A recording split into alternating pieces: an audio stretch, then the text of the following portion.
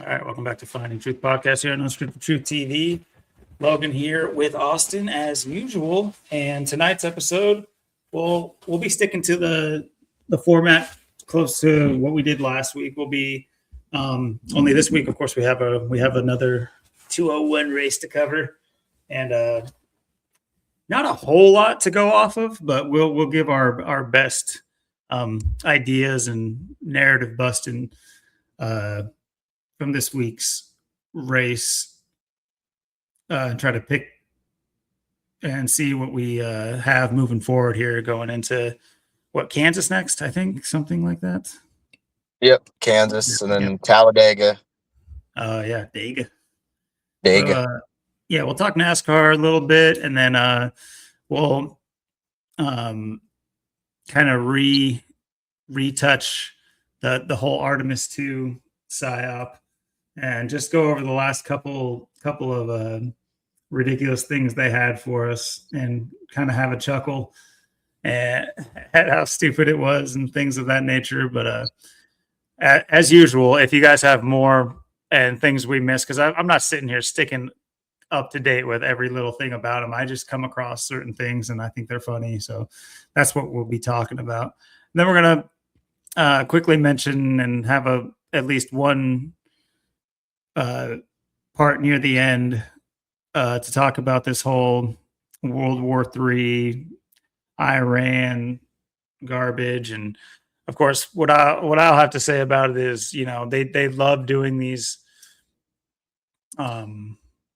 theaters in order to affect us, physically and or monetarily. And obviously, I'm sure you guys are all hurting at the gas pump lately. It's just, of course, astronomical. This is, of course, with the president that promised lower gas prices, and this, that'll be basically what I'm talking about. But at the end, we'll have a special I'll have you lead into it right here, but at the end, we will have a special little segment. So if you can't make it to the end, make sure you pick the episode back up and catch the ending, and we'll have because it has to do with you, not you, Austin, but you, the viewer. So yeah, with all that being said, I'll send it down to you, buddy. How you doing? Yep, absolutely. It should be a good one tonight. Looking forward to it. Yeah, it's been a pretty interesting week. I've done a lot of brainstorming, a lot of thinking on things, and that's exactly what the end of the show will be tonight. We'll make it. It's been a while since we've really, had kind of put anything, for the viewers, had anything really for the viewers and the people that you watch and support and everything, and that's kind of what it's really all about. And I've been doing a lot of thinking this week and stuff, and it's been a while since we've really assigned any homework. And I'm the guy you want to sign the homework, because what am I going to do? I'm just going to have you brainstorm and think about things. So I mean, that's the best homework you can have. So again, I keep it easy and simple for you, but I'm sure I'll get stuck grading all this homework. Yeah, as usual. Yeah, it's pretty interesting too, because I'm thinking of just like the next, basically it's just going to be talking about really what I think about, and coming up with like a 4-year plan or 4 years worth of ideas of plans that I depending on a lot of variables in the next 3 to 4 years, and maybe sooner, but I'm sure it's going to probably be at least 3 to 4 years before most of this is intact. But it could be a little sooner, maybe 2 years or something, but probably 3 to 4 more. But it's very interesting too, just like trying to get people's ideas and opinions of stuff, and with a lot of this stuff, and just been thinking about even my own future, like the next 3 to 4 years, like what do I even want to be doing, and what will I be doing. And I've talked to a lot of people this week. I talked to the person I live with. I talked to like Debbie, and I've talked to I know Dale quite a bit. I've talked to King Richard, quite a bit in the a few times this week. I know me and him were talking about just getting out, doing things in person again. The grassroots of this channel, what really brought this whole thing together, where this whole thing really starts and stems from, is just the grassroots, getting out, uh, kind of mingling with people, talking to people, making this more about that than kind of what it's become. And I know King's been talking about it and wants to do it. I want to, I think about things, just not, doesn't have to be, Pike's Place or, the Seattle Center, but there's so many other things to do and ways to, uh, talk to people and get people together. Plus, like I said, we got that, the place up in Ruston to kind of present things, and, things are, starting to bloom and boom and all that. And, even like I talked to the person I live with this week as well. And, and I don't know if it's going to be something where, I end up, doing it with her or not. Maybe not, but it is interesting. She did like my ideas. Something where I am here, like how I kind of keep my residency here in Washington, probably like, 6 months out of the year, the nice, like April through October. And then probably like, I spend the other, 6 months down in like Yuma, Arizona, or, if I have the money and time, traveling and stuff and getting out and doing things and, meeting up with you guys and stuff. And, that's kind of what the 4-year plan is too. It's, or 4 years of ideas, ways to connect us and, ways to meet up and, talk and mingle and get together and, share either maybe money or resources or, you know, I know, Zach has talked about this quite a bit. You need money and resources to do stuff, but 3 to 4 years, if I do have the money and resource, these are things that definitely will happen and be implemented, just depending on, you know, how the next 3 to 4 years really goes and what really happens. But either way, whether it works out or not or whatever, I mean, the next 3 to 4 years will be completely different. And, I'm just ready for, a new beginning and on to new things. And, just kind of, getting to the point where I'm just kind of tired and burnt out with a lot of things. And I'm very interested to see, that's the whole point. I'm trying to, pass the puck to you guys to, we'll talk about this. We'll end with this tonight, but, ideas and what you guys think of what I got going on, how you guys would want to either, participate, or ideas that you have, or, uh, ideas of coming together, or what to do, or how to get this knowledge out. Obviously, the money and resource will help us do that. There's a lot of different ways to do it. I've thought about, maybe owning a little motorhome and just traveling in that thing, or maybe instead of a motorhome, maybe maybe I have like 2 little cheap studios or apartments I go back and forth to, or something to that effect. Maybe someday I own a house, just all these different ideas, um, just to help this, help get this stuff out. Cause, we're not coming together on the internet. The internet, it's the same people every week that we're basically just entertaining. So, uh, ways to pound pavement, ideas I have, for the future, things I want to do, and then coming up with, a 4-year game plan and have it, be implemented. And I do plan on talking to Zach about it too, probably sending him an email on my birthday, because I figure I'll give it about 2 weeks, probably talk to my mom on my birthday and, give him some things to think about, talk about, and things to maybe add in if he's got ideas. But yeah, it's exciting. It's ways to get interactive with people, and like I said, we'll talk more about it at the very end. But yeah, other than that, it's been a pretty chill week, I guess. Really not too much. I've just kind of spent more time, pondering on that than anything. But we did have a very new winner that we've been talking about, and he's been top 5 all season long. He's been qualifying top 5, and then finished in top 5. A win was just around the corner, and it finally struck at Bristol. And Kurt Busch got his first win at Bristol in the 54th year of NASCAR. Dale Earnhardt got his first win at Bristol. Elliott Sadler, there's quite a few people that got their first win at Bristol. It's a pretty illustrious list. And now Ty Gibbs adds his name to, I don't know how many people are on there, close to probably 10 at this point. We got their first win at Bristol, somewhere from 6, 7 to probably 10. But he finally gets it done there in the 54, the First time winner. Yeah, let's see if we can bring this up.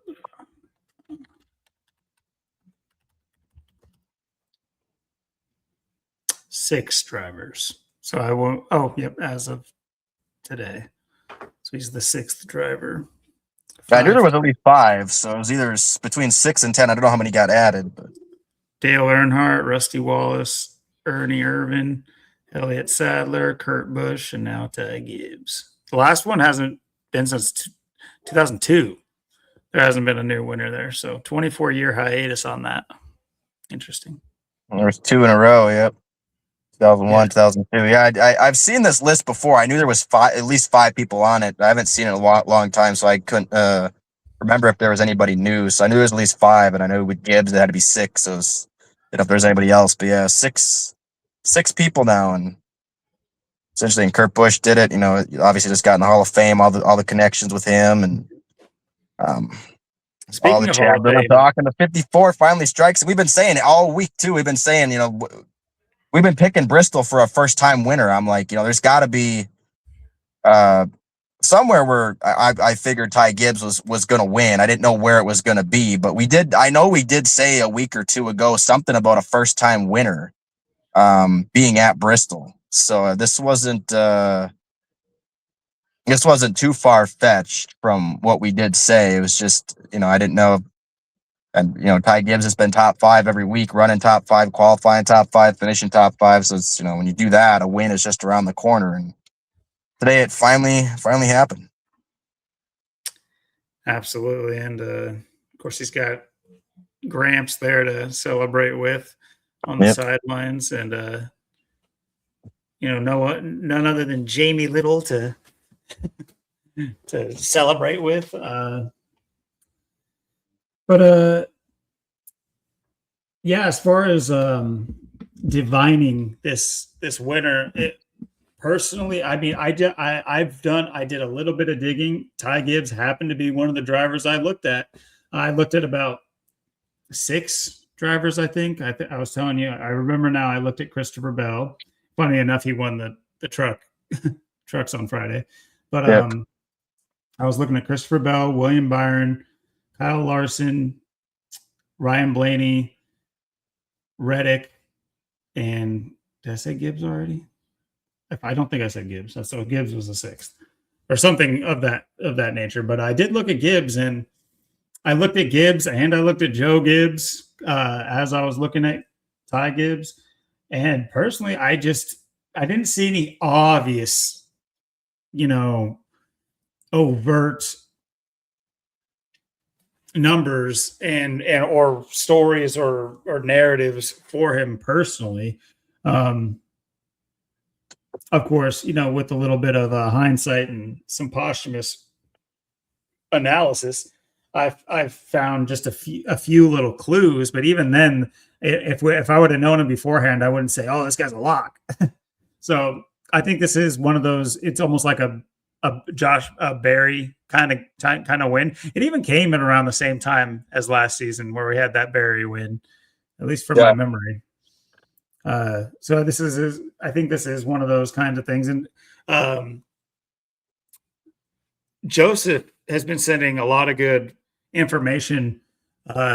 He wasn't hot on the winner, but he has been tracking the payouts for the last few weeks, and he's been noticing some trends with that. So I'm looking forward to more information from him. He's been giving a lot of great emails with that. And shout out to Illegal Smile too. He sent me an email earlier detailing the new Hall of Fame inductees for this year. And very interesting. Chase Elliott's dad or I would assume grandpa or something like that. Let's see. Was it Ernie Elliott or something like that?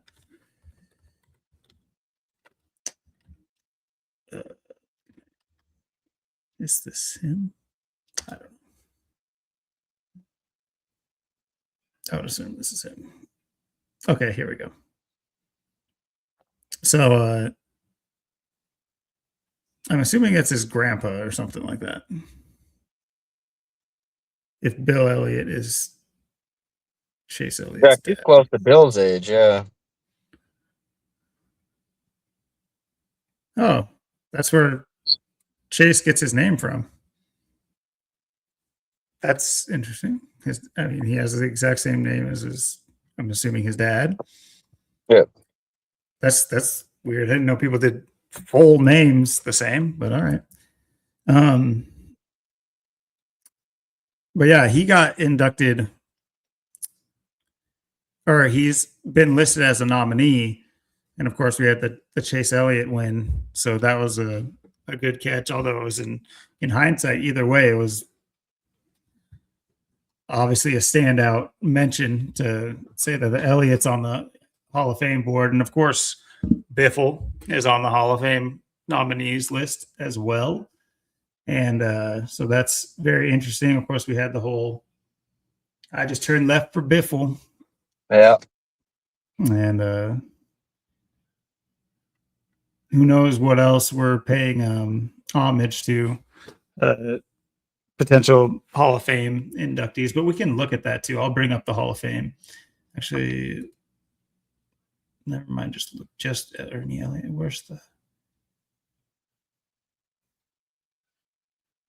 Be interesting to look into what he's done too. But anyway, there's several crew chiefs in there that are very interesting. I saw Ray Fox. I think who's just an owner, but can't remember all the names on there. But it's worth thinking about moving forward. And of course, you got an Elliott in there now, and you got Chase when we're doing the Chase series again, and he's just won last week. So there's some interesting narratives going on there.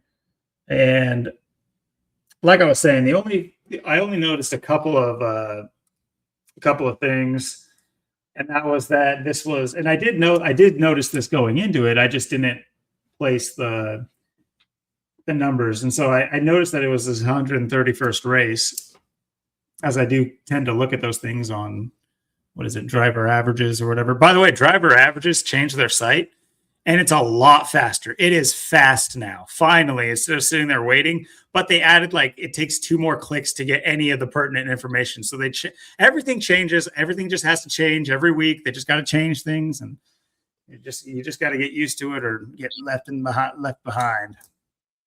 But it is more easier to navigate, but there's now more clicks to get to the pertinent information for whatever reason. They just added more indexing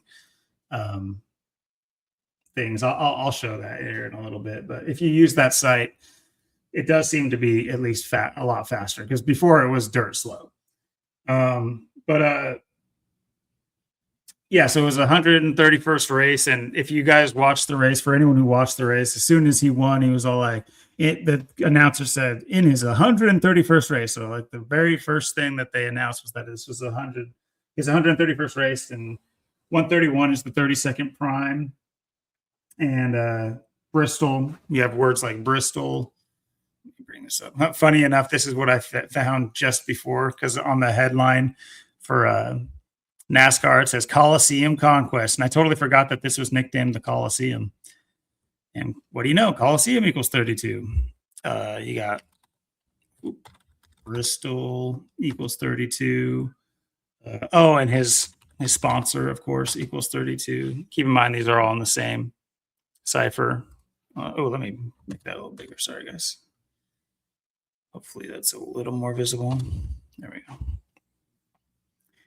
And then, of course, we are dealing with another Tyler. So once again, the year of Tylers is still in full effect. It's just a different Tyler. But we've mentioned with Reddick having a blowout, blow up year with his name equaling 26 in 2026.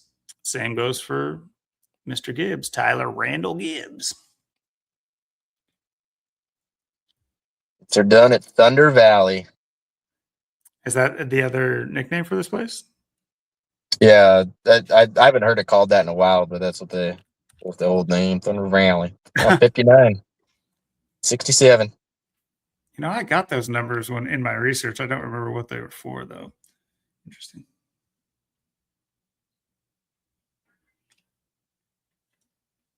59's been everywhere lately too. 67, 59.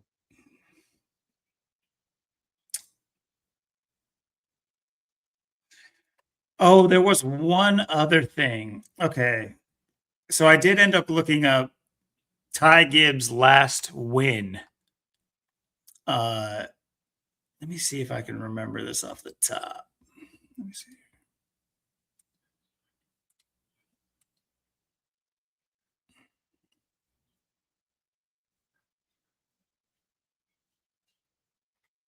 Wait, why is it? Oh, what am I doing?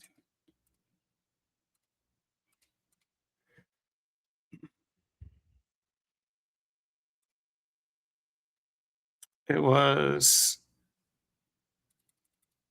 November, was it 4th?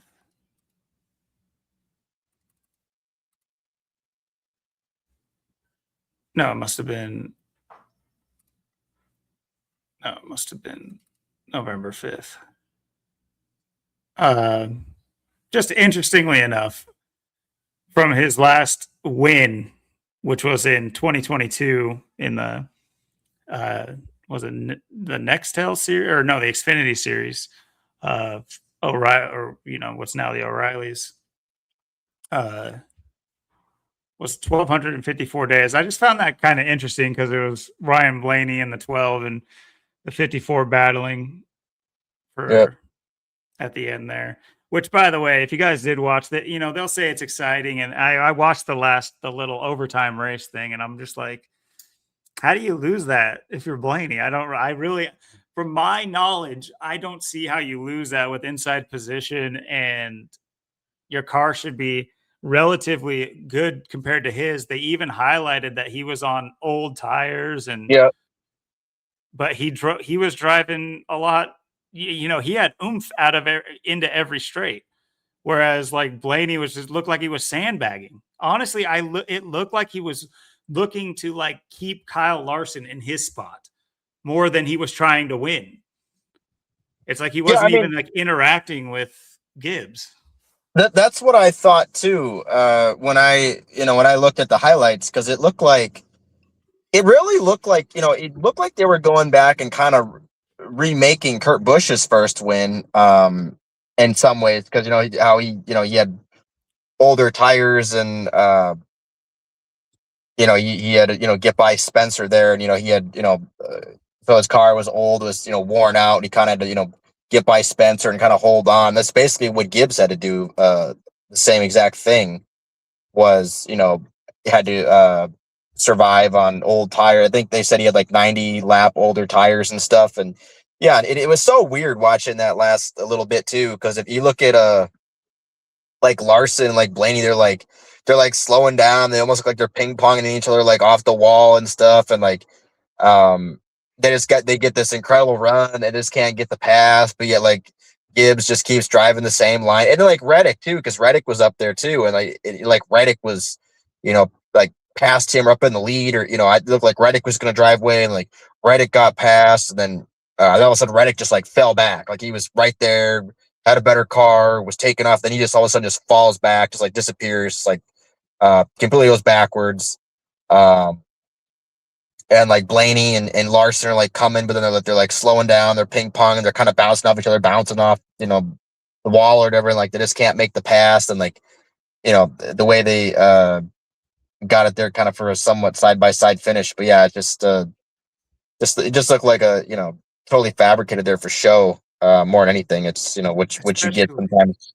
Yeah, it's sometimes that's how these races are. I mean, um, especially for your your first win. Sometimes it might be you might have a big lead, or it might be kind of dominant, but there's always going to be some kind of usually a story with it. and in this Kurt Busch, instance, the one making lap race. Kurt Busch doing it on the old tires, and now it's going to be like and that's the last guy to win at Bristol in his first race, and and that was the 54th season of NASCAR. Now you got Ty Gibbs, so it's basically what I see here is again another Kurt Busch tribute, and it's another 54-45. It's another NASCAR Nirvana, on the season. Yeah, good points. And yeah, just the fashion in which it happens too is like it's on the overtime too. Because if the race plays out, it's Blaney wins. So it's weird that you have this overtime situation, 1 lap overtime, and within that you have this just weird, like you mentioned, this weird jostling between him and Larson that seemed unnecessary. If you guys watch it back, it's just like you have inside lane position, which by all accounts, from what I understand, should be the best position. Generally, I would assume. I mean, especially with how steep Bristol is. Bristol's known as like one of the steepest tracks too. So you would think that the inside position, the least steep part of the track, where you have like the technically kind of the most grip. I understand that you might have to run it a little slower because you're turning more than the guy on the outside. But I mean, these are minute details when it comes to, you know, this situation. And it just, like I said, it really looked like he just sandbagged that whole last lap. Like every time he hit the straight, he was considerably slower. Like, can you not find your accelerator here? What's going on? And then like when he does, it's really just to keep Larson on Gibbs's bumper. It was very strange how he played it. I can't imagine what they were like. I want to hear the audio of the crew chief talking to him. Like, yeah, just slow down a little bit there. Just keep Larson back. Like, what are you keeping Larson? I don't get. Well, why aren't you going for the win here? It just seems strange. And then to just be winning the entire like second half of the race to just lose in a 1 lap overtime, it just seems like it's just, we talk about this every week with NASCAR, but it's just the levels that they have of to manipulate these things. They have so many different ways to get an outcome that seem arbitrary, that if you were to just let, you know, hoopers at the park play, you would have the, you know, generally the best people come out on top. But in these scenarios, you have these weird outcomes with these weird scenarios that, I mean, I'm kind of sandbagging myself because I know why I know what's going on. I know that they're scripting these things and they're building drama at the end of these races to make as many races as possible compelling so that they can write their stories and narratives and have their highlight reels at the end of the night for people when they're getting off work. And that's the long and short of it for the viewer. But obviously there's ritualism going on the inside, but I'm just saying as far as the general viewer is concerned. But yeah, it's just, to me, all these different levers of manipulation really make a strange thing to watch. When I do watch some highlights, I'm just like, I guess people are just like, just tuned in for the fancy colorful cars and the personalities or something. Cause like when I see the driving, I'm not seeing the allure that, especially when they're able to do these things with the races that we've covered for, you know, one and a third quarter seasons now, of these obvious manipulation tactics they use, especially right at the end of these races. You know, we highlight Denny Hamlin how many times. We've had Christopher Bell up there doing these things.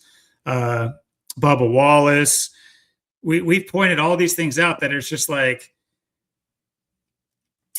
it's obviously obvious. But why it's, you know, where the allure is for the common person, I guess it's lost on me. But then again, you know, sports for a lot of guys nowadays is an aesthetic.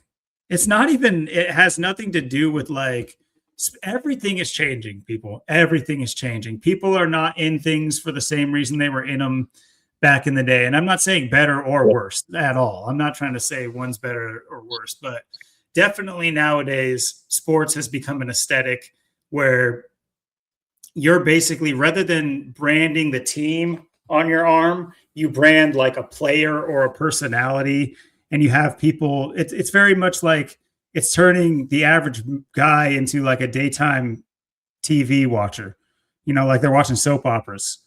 That's what a lot of these sports are. So I'm sure NASCAR's, getting there. I would assume it gets there a little bit slower just from the nature of the sport, but it's going to get there just like every other sport. And look at what they're injecting into it, NFL and NBA legends. So before too long, you'll have the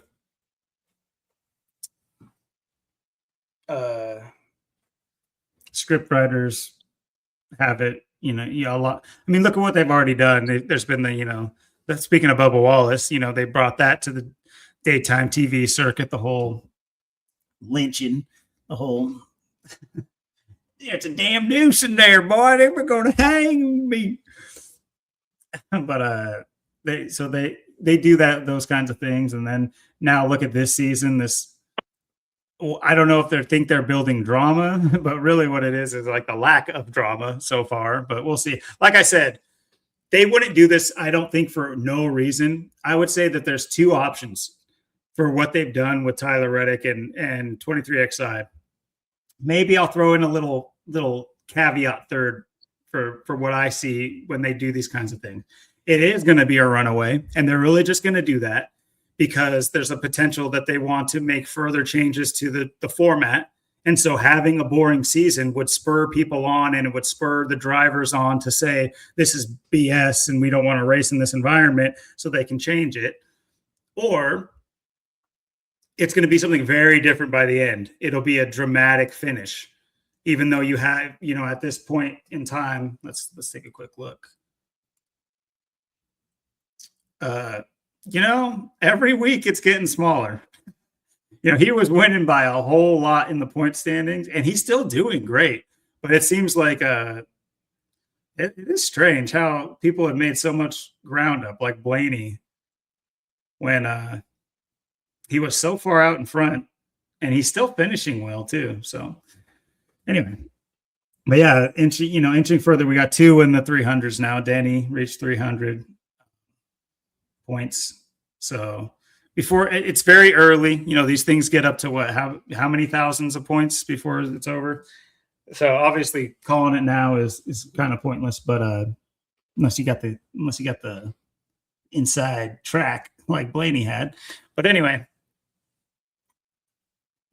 yeah, just I would say that they would potentially go for max drama at the end of this thing where Tyler has to fight to win the cup, to win the points title.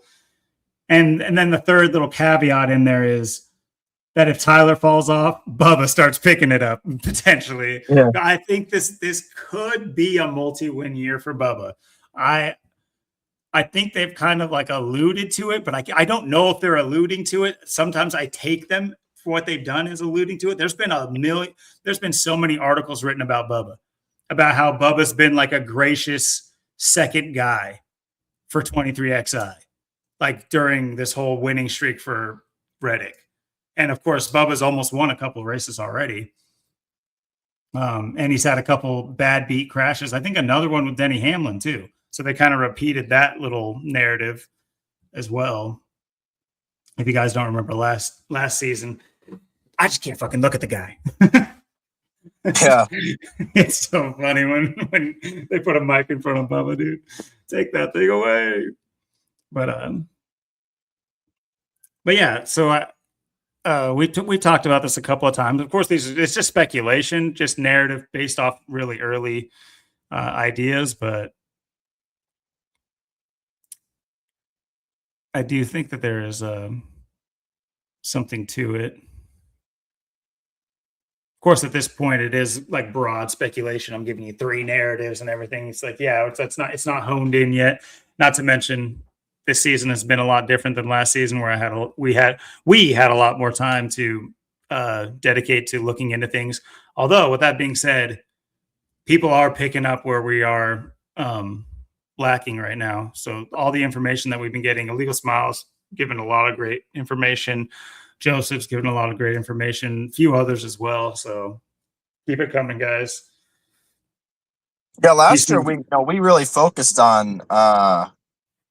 Last year we were more focusing on the race, trying to call the races and look at that stuff. And this year we're kind of more dissecting NASCAR itself and what is NASCAR. But I mean, that's basically just, I mean, whether, me knowing this stuff all my life and knowing all this, the thing is, I mean, this all came out in the wash because everything that happened. I mean, the last 4 months we've been going down this ever since the NASCAR season ended there in November. December stuff got weird, and we've been just going down this rabbit hole every single week. All the things we've been lining up. I mean, we just had Casey Kane's birthday. We just had, like you said, Jamie Little's birthday. They just celebrated that. It was funny. Even Talia's birthday was supposed to be on last week. Her birthday was on Casey Kane's birthday. I'm like, oh, that's great. And then she's down in Utah right now, and they're killing it. It's like, oh my god, this is great. This is all just lined up just so perfectly. But yeah, and this year we've been just going in, but this year it's really been just that. I mean, last year was that too, but not to the extent of this year. Like this year, the way they've done it, I mean, even the way the year started, unprecedented. I mean, there's never been, someone winning the first race of the year. I mean, this year they just went totally overboard. But it started in the off season where we basically just uncovered, what NASCAR is and who's really running the show and what all of this really represents more than the races and the racing and the, calling winners and stuff. But it's led to everything. It's why you got Reddick up there winning all these races and, with all the Kurt Busch connections and stuff and everything. And, and it's amazing too, because, this year, like you said, I mean, we haven't, for not, and it's just, what has it been? Like what we've been saying, it's been 45 and 54 pretty much every single week. It's been NASCAR Nirvana. And last week we weren't even thinking about Rockingham, and look what they pulled there with, William Solich and, Mr. The Mr. 4 or 5, like Mike Bliss kind of dude. So, Lawrence, they bring him in and set that whole thing up, and and all the goofy stuff they've been talking with him too, and all the stuff they've been pulling. It's just super weird. It's and it's funny too. Right now, there's this weird little motorhome in front of me that's like a lifted van that's like converted into like a motorhome. It's got like colored wheels and stuff. Like, what is this? I've never seen anything like this. Like, it's like this funny vehicle I'm like being mocked with right now in front of my face. It's just parked. It's calling to you, dude. It is. It's like, what is this? Who drives that? Mm-hmm. Like, this is great. And there was a couple things I was gonna send you this week that I actually forgot to send you too.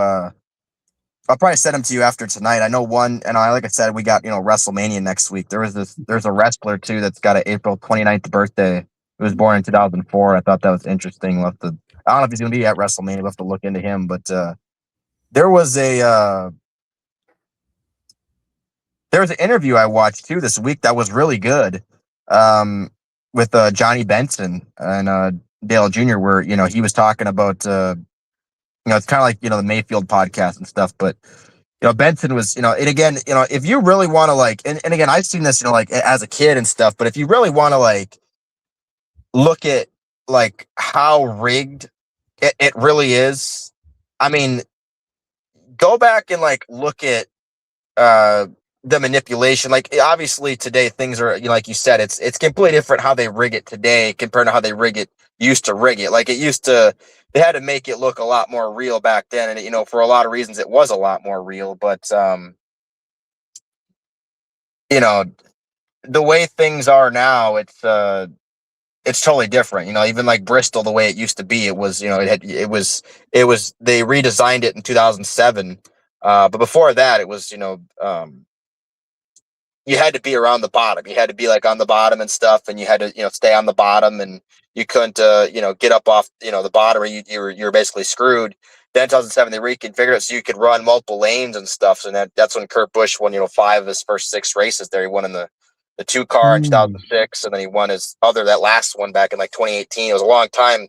Once they redid it, he wasn't like as dominant or as winning as much, but he won the other 4 of the 97. But I was listening to the Johnny Benson interview, and it's amazing just like how straightforward they like back then. It was obvious, but like just like listening to what he was saying, and he's basically like, yeah, they just wanted their top two cars to win. They just wanted, Mark Martin, Jeff Burton to win. He's like, yeah,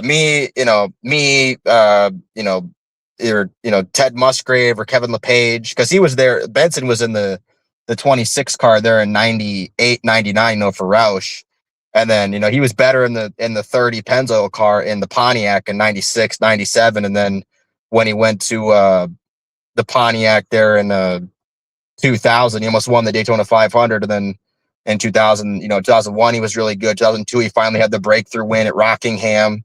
The one of the races Kurt Busch didn't win there of the three of the last, or yeah, when he won three of the last five, Benson won, and then Kurt Busch got third that race, and Mark got second. But it's interesting, listening to what he was saying, for what we talk about, on the podcast, just like, it was basically exactly that. He's like, yeah, they didn't want, me to win. My cars were purposely slow. Even tells a story with Mark Martin. He's like, same thing with, LePage or Musgrave or, Chad Little. These, we just weren't going to win. Our cars just weren't as fast. Jack Roush just wanted the top two guys to win.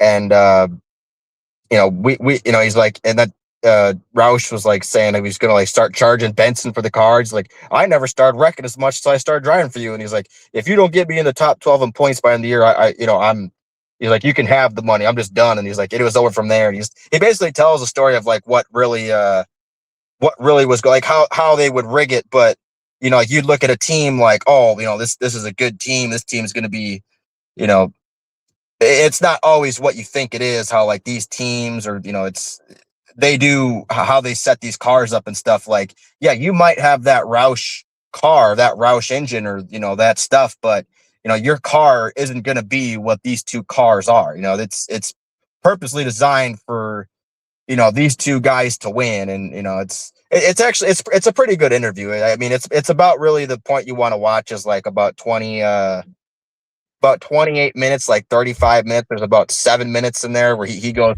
talks about his time with Roush and what it was like and having to deal with it. He's like, yeah, Mark Martin got in one of my cars and test drove it. He's like, yeah, it was the best car he's ever driven. And he's like, good. You know what? I will trade you my car. I will give you my car. And he's like, Mark was all confused. And he looked at the time, and he was like 3/4 of a second slower in Benson's car than he was in Mark's car. And Mark just said that was the best car he ever driven. So then Mark's like, oh, that's not good. So like, you kind of get the stories of how they were setting this whole thing up and, what people, yeah, that's the video right there. The almost. Very interesting. And I feel like he brings these nuggets out by watching these things in the off week. And whenever you bring it to me, it's just like, ding. It's like things I'd never even really necessarily thought about. And of course, who knows how compromised a Johnny Benson is, even if you're not winning, who knows, let's not go so far down the rabbit hole that we're sitting there talking, let's keep a little bit on the cuff, and we don't know, but let's assume that is how they kind of do it, and potentially that's how they maintain a hierarchy within the sport.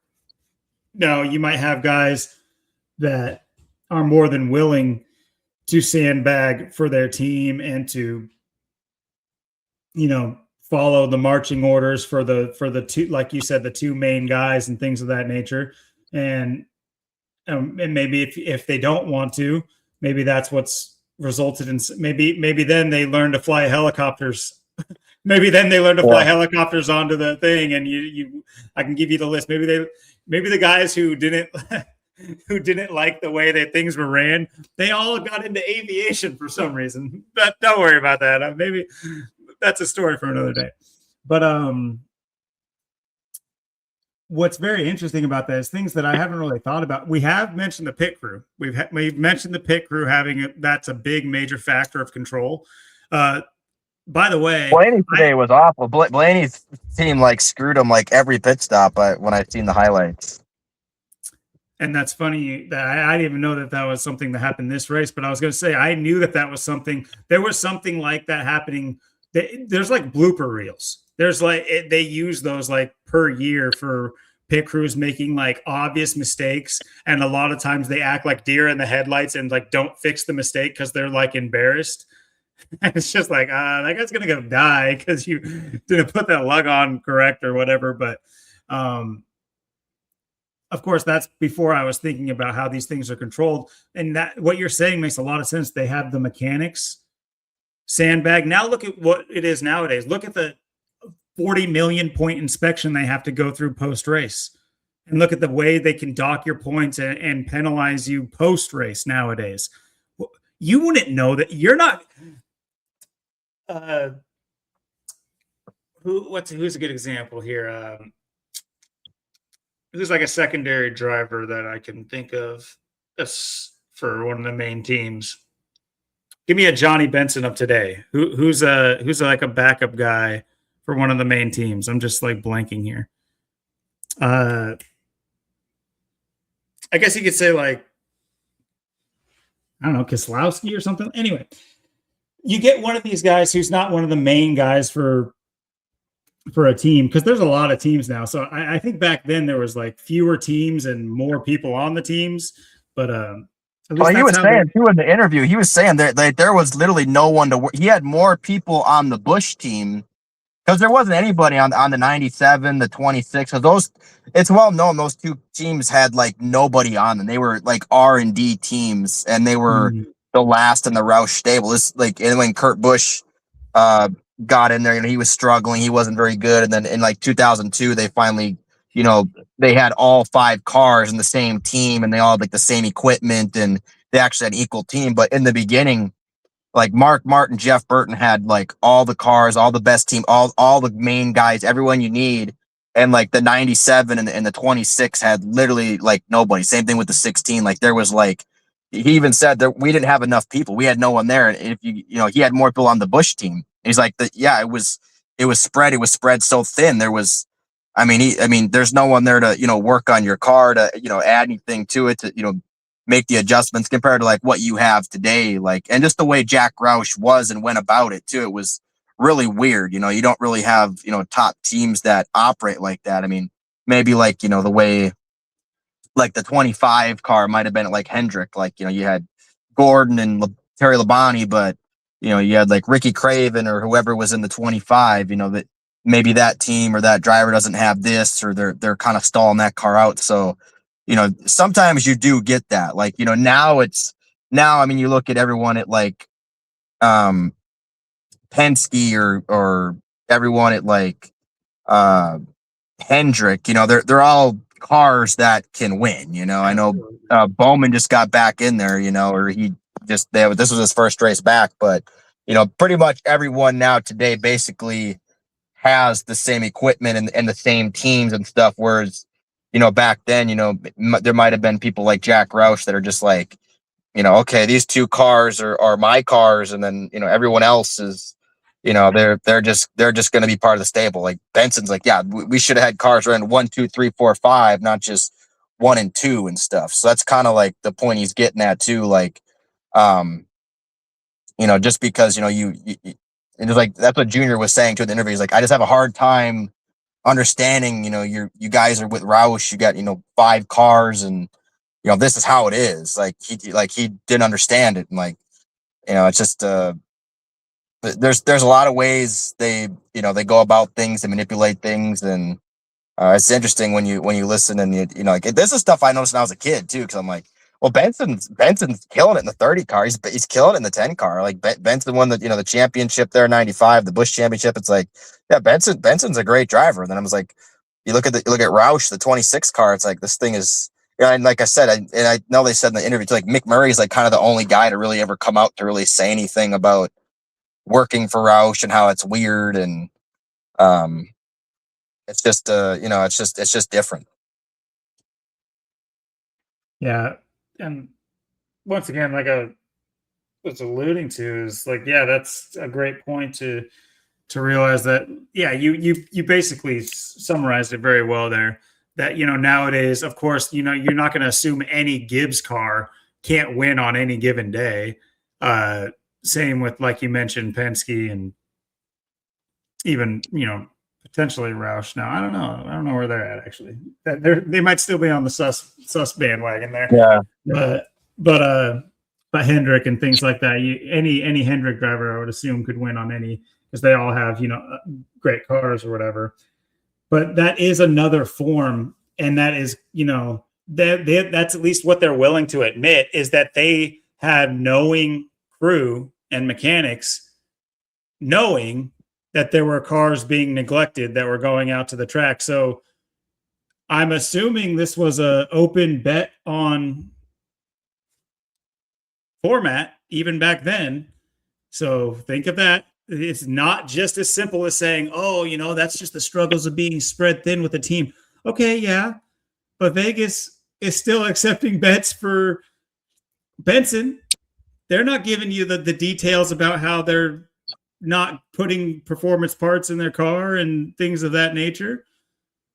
So these control mechanisms, they're just evolving. They've always been there, but they're just evolving, and there's so many that you can't hope to keep track of all of them. It comes to the point that you do need to like hyper focus, and maybe not hyper focus, but you need to focus on the main issue at heart when it comes to like sports and even gambling. And not to say that gambling is inherently wrong, but just the manipulation that can be had. And you can't deny that gambling can bring out the worst in people. It's very much so hits the same spot as drugs and alcohol and things of that nature.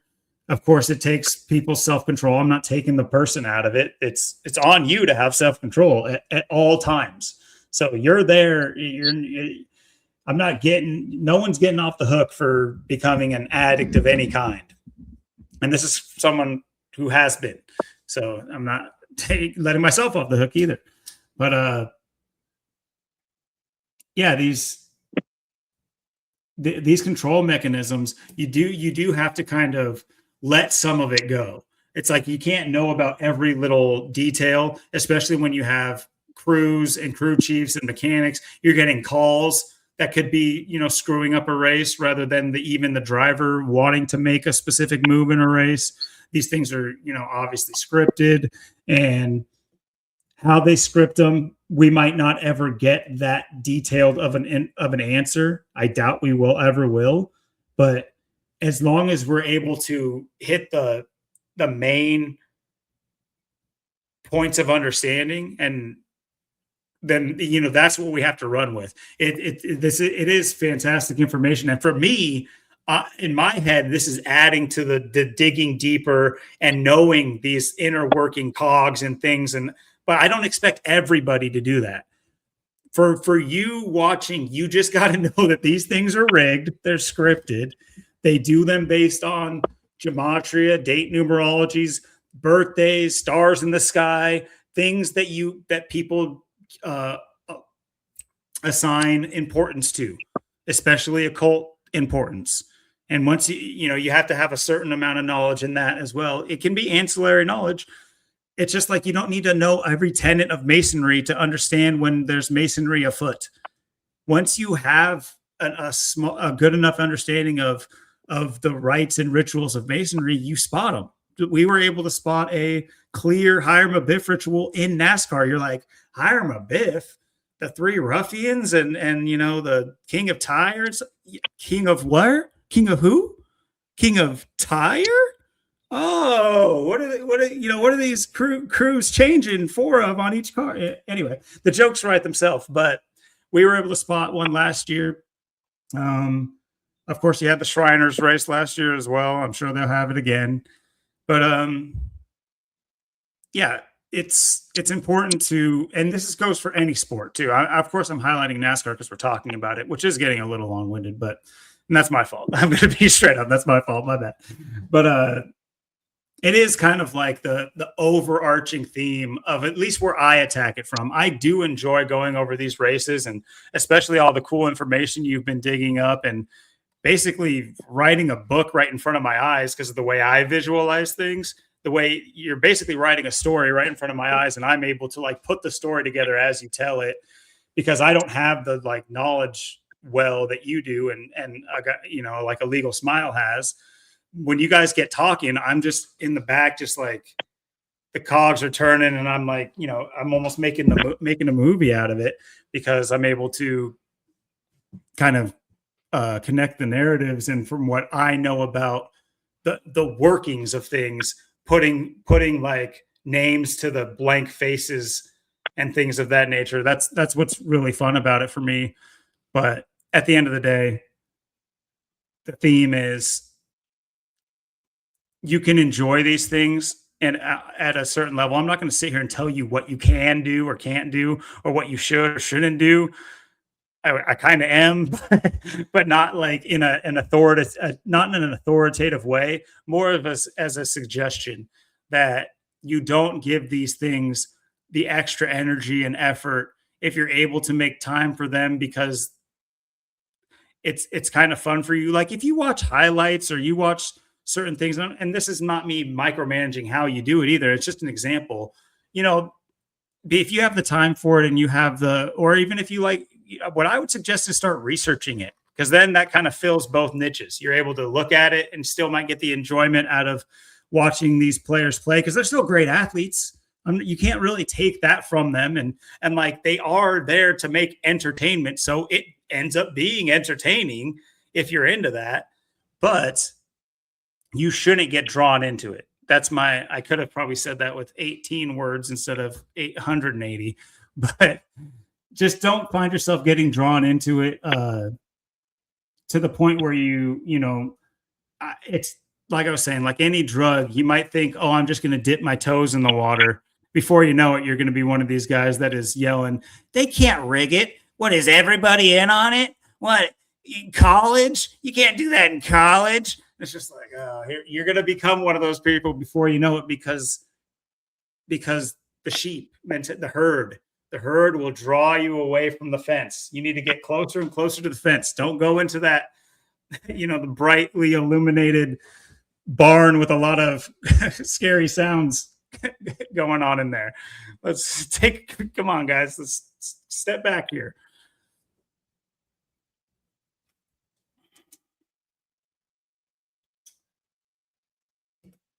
Yeah, 100%. And it's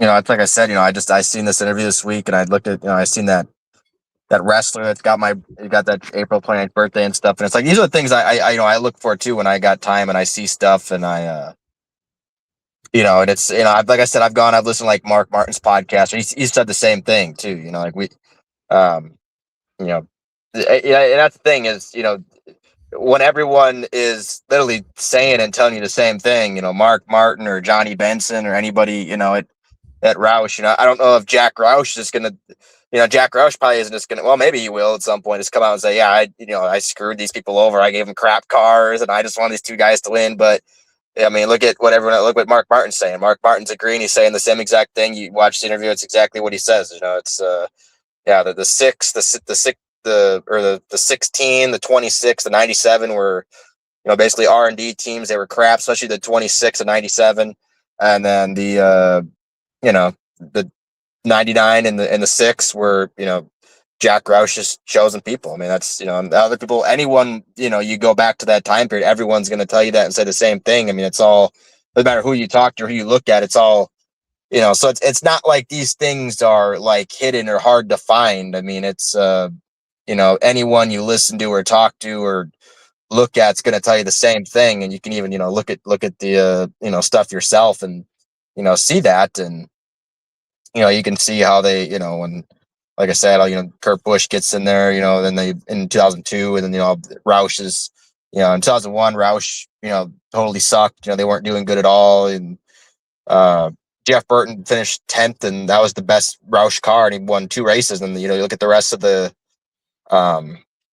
they didn't do nothing in 2002. They put everybody under, all the, Biff only had the one race, but you had Kurt Busch, you had Kenseth, you had Mark and Jeff Burton. I know Burton didn't win that year, but he still finished like 10th or 12th the standings, and they all were doing good. So it's just like, that's, they all had everyone under the, same roof, all, enough people, enough, with the team and stuff, and it's all equally distributed. So that's the thing. I mean, you can literally see how they set these teams up, these cars up and stuff, to who's going to do what, who's going to be good. So it's just other ways, a lot of ways how things are rigged. It's rigged a lot of different ways. And this is just, it's more proof in the pudding.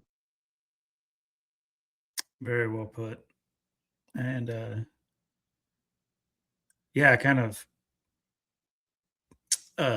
hopping off NASCAR to wrestling, which is, not that far of a jump, especially with not especially look at the heavyweight championship match too, the main ticket, Roman Reigns versus CM Punk. Of course, you have CM Punk, the guy riding around with Tyler Reddick during his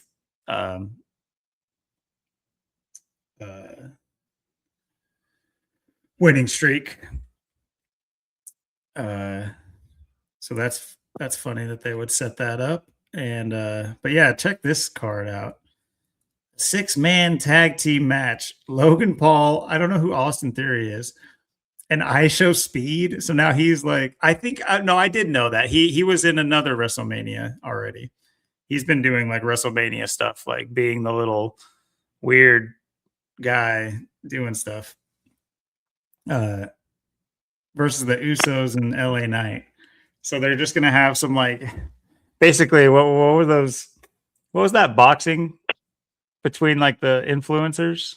Remember they had that boxing tournament where influencers were like fighting each other? Do you remember that? I think I remember that. This is basically moved to a bigger stage, I guess. Yeah, that's interesting. I mean, they're saving it for the last match of Saturday, so it's basically the headliner of Saturday's WrestleMania. So it's a bigger deal than it looks like. You got Fatu versus Drew McIntyre. Ooh. So I'm curious. You don't remember the wrestler with the April 19th birthday? Or the April 20th. Sorry, 29th. He was born April 29th, 2004. He's kind of like a tall, skinny black dude, but it was weird. Like, one thing said he was like 6'5", and something else said he was like 6'2". I'm like, how can this be so off? Forget what his name is, but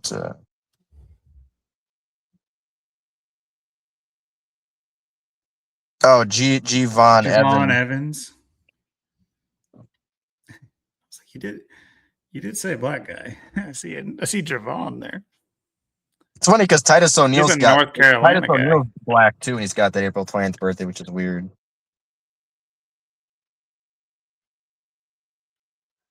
He's standing on business. I'm sure, dude. I'm sure this is his Facebook picture too. That's a young guy. Born the year I went to started high school. Yep. 21.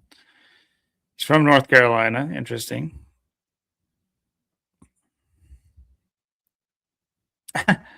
He's trained by LeBron. I'm sorry. He's like, I'm gonna get trained by LeBron. Hell yeah, bro. Oh yeah. Goes up to the gym. He's like, who's this?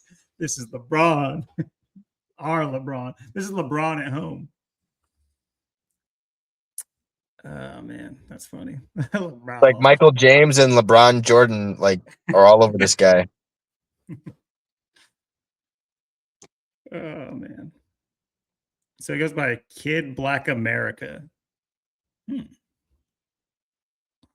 Let's say he debuted 8 years ago, so he would have been what, like 13? What? What's funny is he debuted on Kobe's death anniversary too. Yeah, I was gonna say January 26th. You know what's funny? Oh man, that's strange. Obviously, you What, just so he have debuted when he LeBron's was name. 13? What? 14. Oh Or no. that'd have been 8 years When did ago. he? He Well, it was before his graduated at birthday. 14.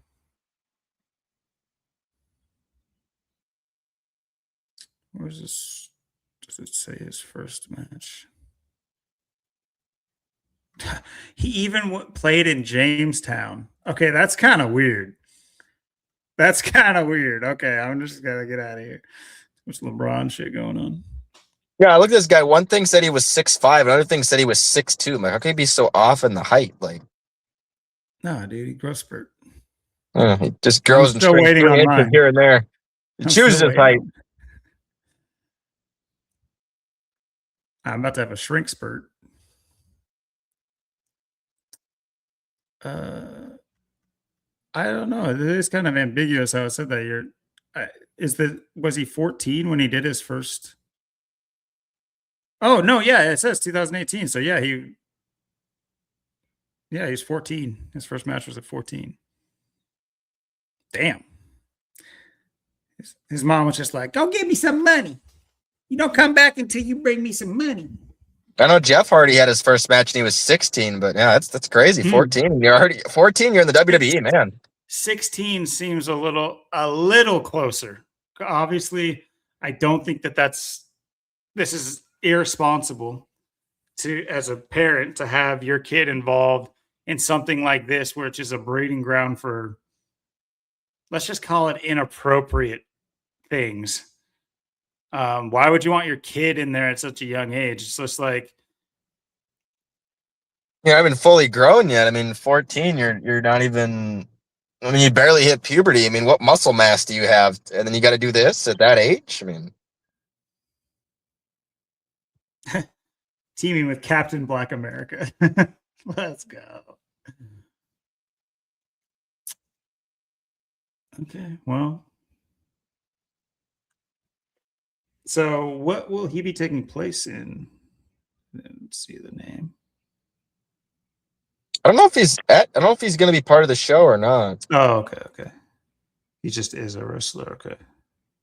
Oh, no. He is a ladder match. Oh wow. Bro, put your money on Javon, bro. Yeah, bro, I'm going with He's climbing Javon. that ladder, no problem. He doesn't need a ladder. He's 6'5". He just goes up halfway. Halfway, he can reach it. He doesn't have to get up like Rey Mysterio's gonna have to get up on the top of it and jump. Saw that. JD McDonough. Oh, this is gonna be a race war.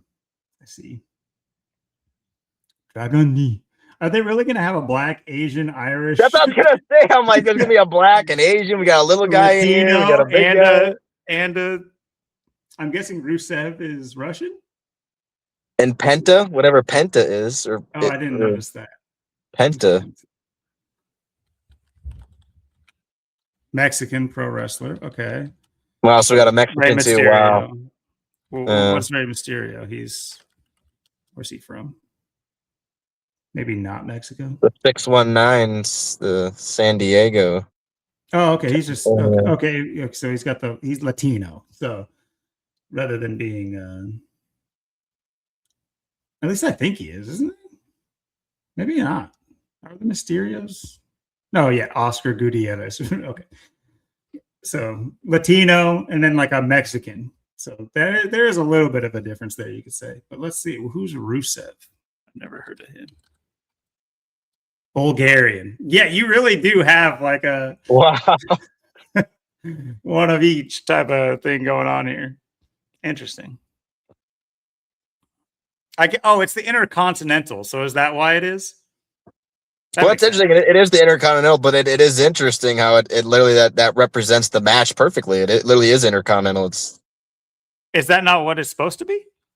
Or is Intercontinental just supposed to mean that, like, it's just like the championship? Like there is like the United States belt, the World Heavyweight, the WWE, the Cruiserweight, the Women's. It's just like that's just one of the belt names. But that is interesting. You have the other Mysterio in another match. I don't know why it's not highlighted what this match is, but interesting. Just, I guess, a random match they throw in the middle of it. Yeah, I think I know both women's matches. One of the people got, or what's her name got, Liv Morgan got like a concussion or got a huge bump on her head. Looked like a big egg. So I don't know what they're doing. If it's Yeah, because she's supposed to be in the headliner for women's. I guess it is still her in the match. Although I guess I don't know if she has a concussion or not, but she had a massive bump on her head because she got pushed into someone else. The Stephanie chick pushed her into someone else. Then she got this massive like ball sticking out of her head. So I don't know if they said she was concussed or she's still gonna wrestle or what's gonna happen with that. But oh damn. the impact's brutal too. If you actually listen to it, it sounds like two bowling balls just crashing together. Oh my. Okay, it looks like it's healed up.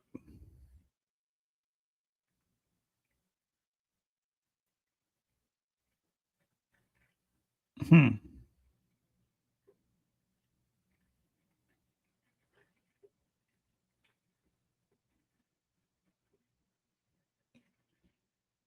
Am I tripping, or why is it in a different spot? Oh, that is weird. Why is it in a different spot?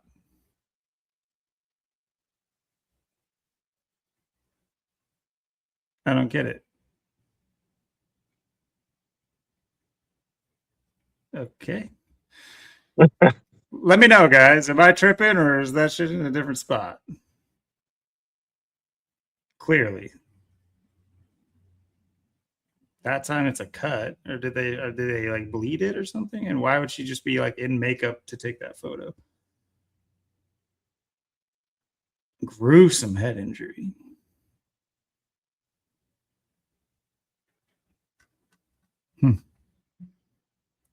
The more you know.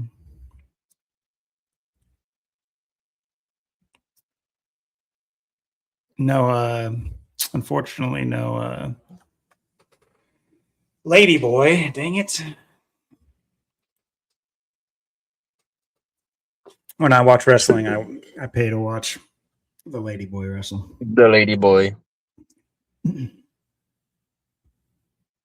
I didn't notice the name. Maybe they will be wrestling.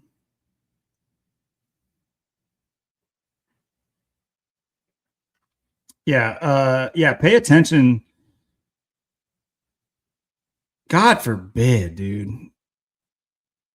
Because they do got it going for Sunday.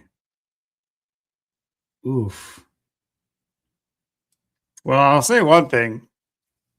If Reddick takes it, I would put money on Punk. I mean, it would be pretty late to do that, but I would assume Punk. I wonder how they'll play that. It's probably obviously a narrative for Roman too, but anyway, very interesting. If you guys have any information, obviously hit us up with this stuff too. The only thing I can think of is, like I was saying, the whole Tyler Reddick CM Punk connection. Yeah, that'll be Saturday. Sunday is the WrestleMania, so the 18th and the 19th. So it's pretty interesting. And this is, I'm sure it'll be at nighttime, this CM Punk match, but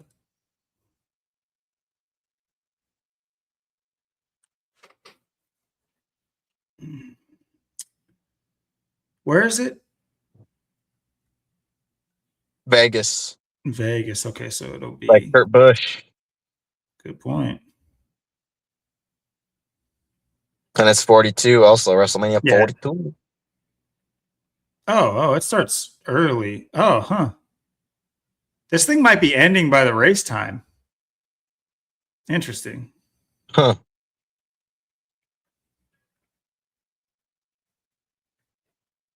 Yeah, the main event's at 3 Pacific. Oh, so the race will be over.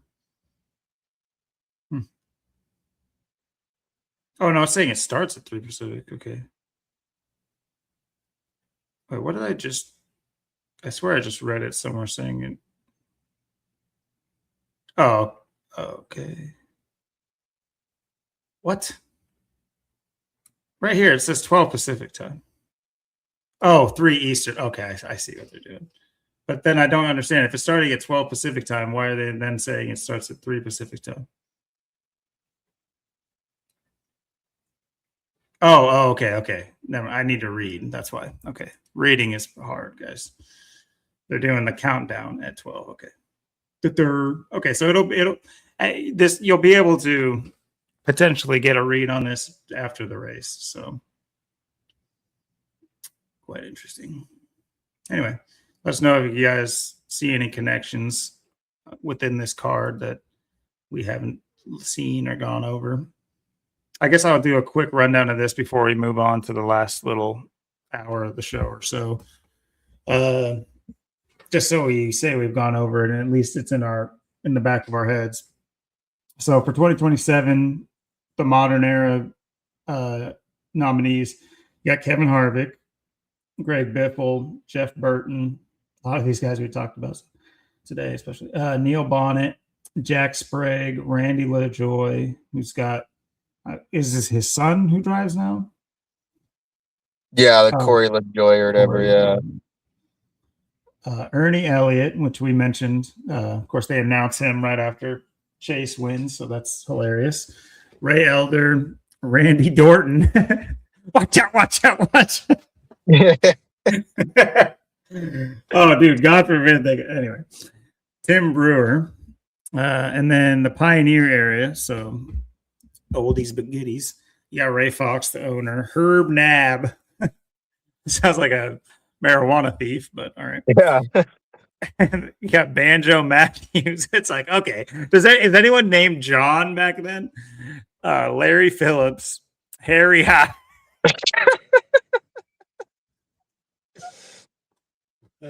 Oh man, Dick Trickle and Harry Hyde.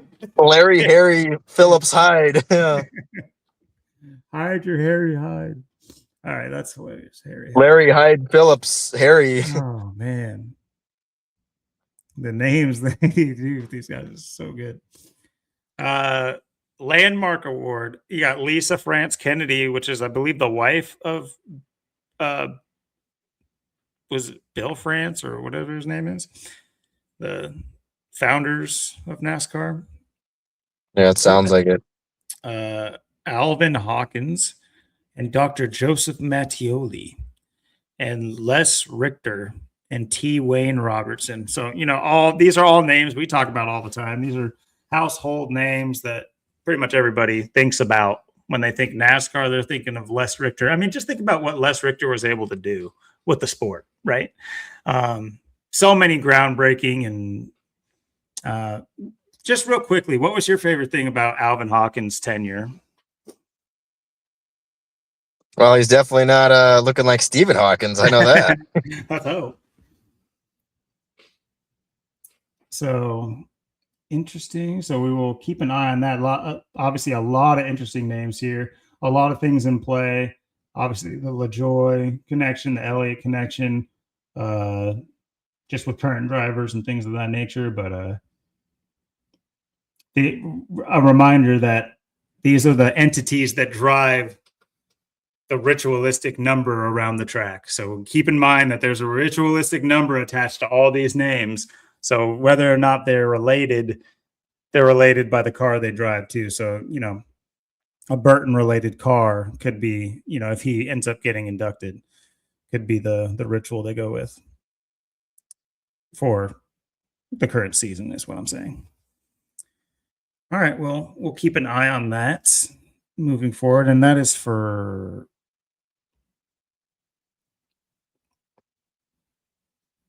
I guess May 19th is the day they do it. It's coming up.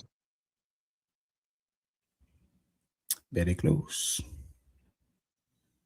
To look into this Ernie Elliott character too. Yeah. It's not Ernie Irvin, but it's Ernie. Yeah, you say that right as I Yeah. And there's Elliott Sadler too. So you literally have Ernie Yeah. Elliott on the screen. That's weird. All right. I Right gotta get together perfectly. Yeah. it's just very weird. I was also confused too. Is Mr. Lawrence, is he not racing most races? Is he only racing a few? Is that how that works? Is he only get to race some of them? It's like qualifying type of stuff. I Or did was, he I race? was looking Oh, at he him. did race. No, he Or didn't. that was, I think No, that was, no, yeah, that that was was last Rockingham. week. Yeah, Well, there was something they didn't approve him. He wasn't approved for Talladega. So, I saw that, but why wouldn't he race this race? yeah, see, this kind of goes back to last week, why he was just doing that, which is, it is weird how that was all set up. How they put that together. Yeah, it is weird. I didn't see, or hear when else he was supposed to even race besides that, if he even I has did. any other things scheduled. I did see that I did see that little headline that he's not approved for Talladega and stuff like that. So that's funny. Well, He can't go 3 wide yet.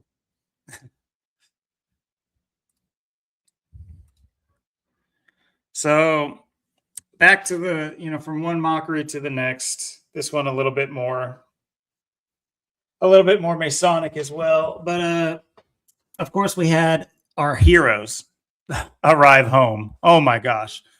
Was your heart pounding or not when you got to see when the first blue screen showed up? I was just like, wow, that's breathtaking. My breath, I feel like I'm in space with them because I cannot breathe right now. This is so breathtaking. They're taking it right from my lungs because this is so amazing. So yeah, if you followed this, you gotta instead, you would think since they're entering into Earth's orbit again and they're right up in our atmosphere and they're coming down, you think that we could get some Starlink or maybe some like oil drilling operation has some Wi-Fi you can link up off of on the Atlantic or something, but no, at least it's Atlantic. You think that bandwidth wouldn't be an option since they're coming home. What's the point of preserving bandwidth now? Because all the shitty images and videos were because bandwidth and we can interview you guys 8 times a week where the cameras are rolling and we're sending footage back from the moon but you can't just stick the damn camera outside and show us continuous footage. Nah, we can't do that. It's bandwidth. I mean, we're up here with dial-up. We got net zero up here, guys. We're trying to bounce a connection off some aliens over on Saturn, but they put a WEP key up now. We used to hack into know their password, but they changed it. Damn it. Anyway, jokes aside, not really. More jokes. You have these guys giving their little crappy fake speeches, and they are fake speeches. And whatever you think about them or not, it doesn't matter. If you believe it, I don't know what you're doing, but this is just like the most stupid mockery. You have this another lady boy that they like to throw up there, at least an androgynous female, Mrs. Cock, with her strong jaw, come up here and she's doing her like welcome back speech, and it's all very cookie cutter and made for TV, and nobody would talk this way. She's not saying anything about the mission. She's not saying anything about it. No details. Not saying like specific things that you would think you would want to hear about, like what's crazy about space and like. It's like, what were they doing up there? Were they literally just on their phones or something? Did they have tablets or something? Or is it boring out there? Say that then. Say it, actually space is really boring, right? Because I don't remember anything. I didn't take notes. Oops, forgot to take pictures on my trip. Whoops. Why not bring Kodaks too? Like, why not bring some disposables? Like the 90s people plan trips better than these people who go to the damn moon. But anyway, them is giving their little speech, and they had a little bit of a malfunction. She's just blathering about, by the way, just absolute nonsense, just saying things to say them. It doesn't make any sense. And you got this idiot making the same face like he's programmed. Probably got a Neuralink in there, just like, anyway. So we're not going to have. It does look like Bill Lee face going on. Yeah. Whoa. He looks a lot like Billy. That's crazy you brought that out. I did not think about that. But, which is funny too, because the Bill Lee that played, I think, baseball, you know, his nickname's the Spaceman. Oh man. So that's just a weird. Yeah, oh man, Bill Lee is all over the place. He's really got us. Yeah, he's like, you think you're on to me? Yeah, I'm all over the place. I'm everywhere. So anyway, if you guys have the time, go and watch this so you can hear the bullshit. This clip is 4 minutes, and that's all you got to see. You don't got to watch all this whole presentation or whatever. But I just want to show you with closed captions, you know, this particular part. Hold on. Okay, can I get how do you get the closed captions bigger? I might have to shorten this up a little bit. Hopefully you guys can a little bit read this. Here's the closed captions down here.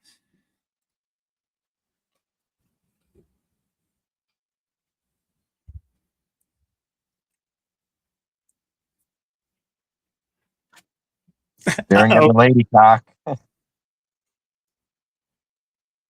Cameraman's quick with it. He's like, oh shit. Deep breathing.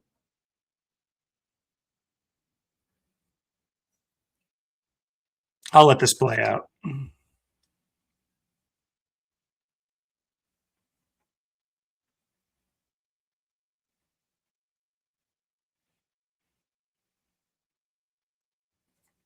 So that's what everybody's running with. Planet Earth, you are a crew. I'm sorry you guys can't hear that. It's because of the settings we have here with still something we haven't figured out with. You'll get bad audio, like bad echoey audio, and it screws everything up if I share the audio. Something to work on in the future. I'm sure it's something I can fix, but we rarely listen to audio, but that's what the closed captioning is for. But if you have a chance, go watch this if you want to hear the audio. It's not about the audio. It's about the long pause randomly where she's yapping on about crap, and then she just like stops, makes a face, looks down, and is like, 10 seconds. Uh-oh.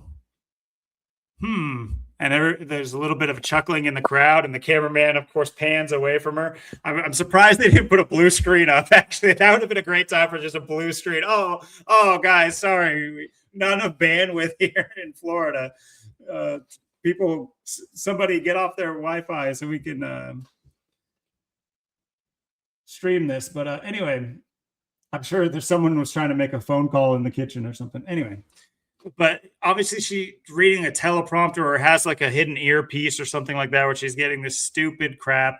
And the only thing that she remembered was the end thing that's going to be printed on everywhere. Because if you look up, I already did it, but do it for yourself. If you look up Artemis 2, Christina Koch, it'll bring up her little quote, Planet Earth, you are a crew. And first of all, like, what the hell are you talking about? What does that mean?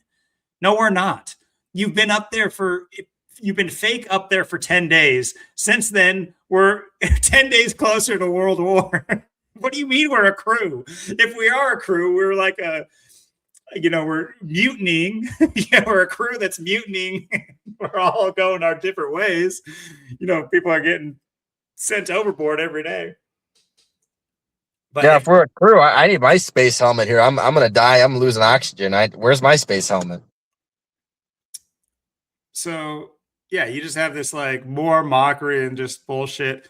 And then the other thing I'll point out, let's see, just to give you guys some guidance on what to look for. If you look up Artemis, I can't type this.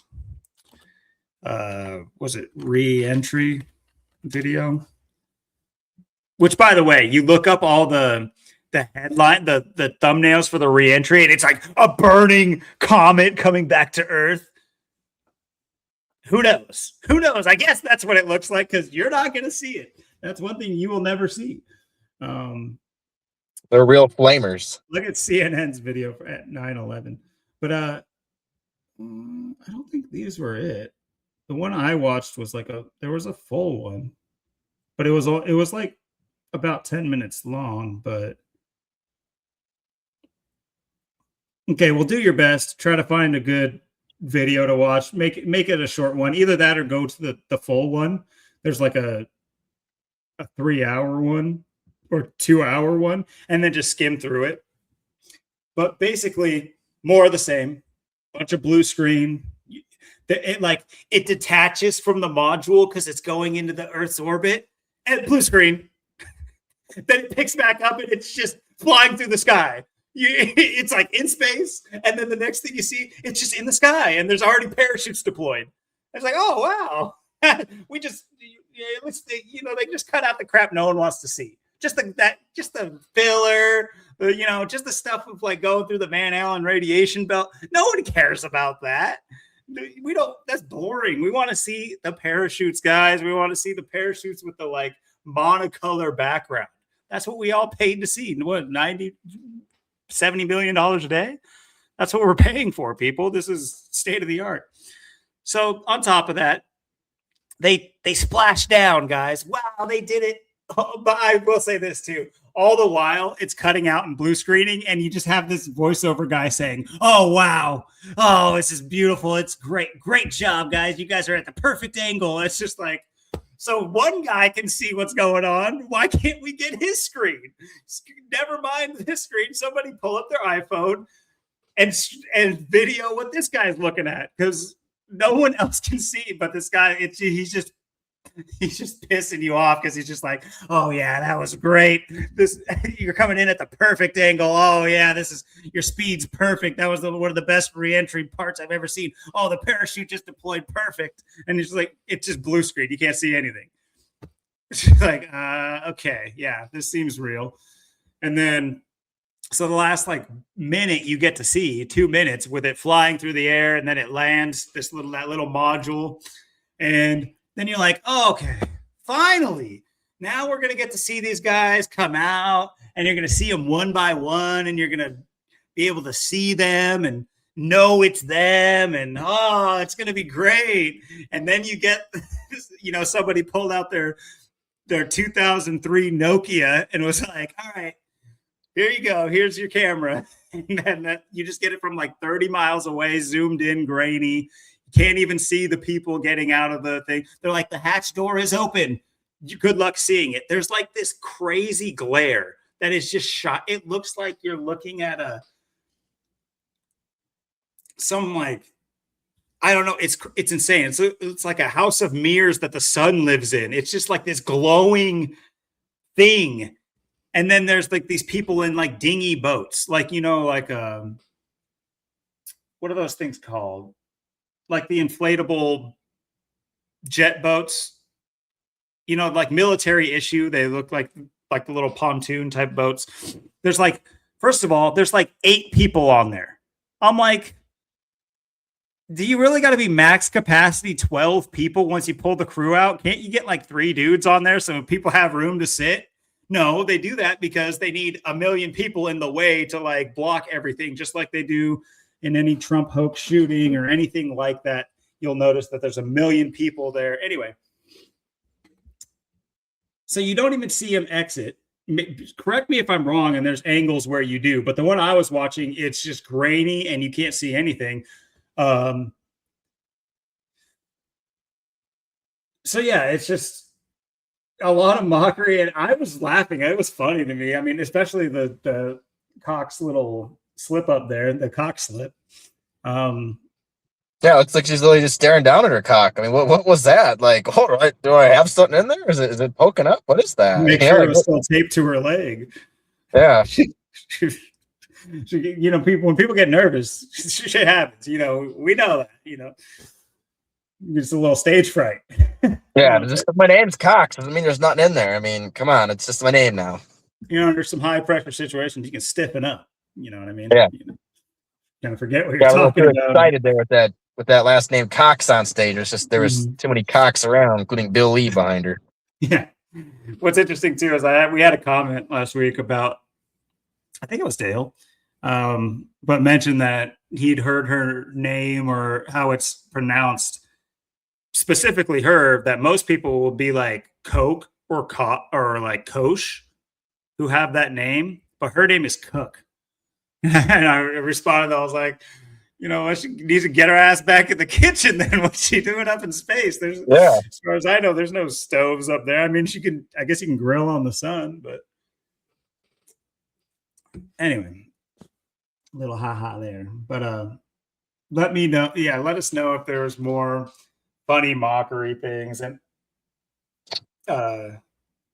with that whole thing, because I didn't watch all of it. I kind of skimmed through it, and just through skimming through it, I think it was pretty funny. It's worth doing that. I mean, if you guys have time, if you guys got like a half an hour, watch this video. What makes a crew? Watch this video because it's 4 minutes long. So you got 26 minutes left. You're still finishing your poop, and then go skim through the like full footage of the Artemis 2 reentry. It is a laugh factory how they do it because these things. So it's going to happen, a lot of it at the very beginning, and then there's going to be a lot of filler, and then it'll get to the point where it's actually they'll announce these things. So if you're just skimming through the looking at doing this, you'll see when it picks up the action, because otherwise it'll just be people sitting at the data center. It'll be on that for like an hour before they say that it's like, where's the footage? Why are we getting footage of these guys in the data center?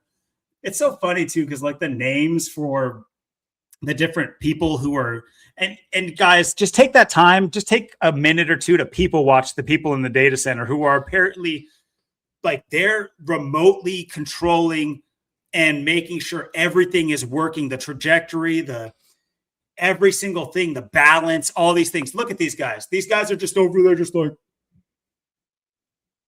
like doing arbitrary motions with a mouse and just going like this to each other. Oh yeah. Mm-hmm. You can't, they're not even talking. They're just like pretending to like be doing stuff.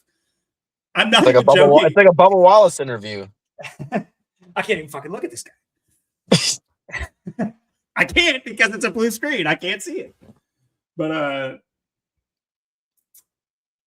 yeah, the different like stations is like, one is like Capcom, which is like Capsule Command or whatever. But I just can't help but think about the video game company and like how this is all just like a state. Oh, that's the other funny part too, is like a lot of the filler is like animations of what is happening.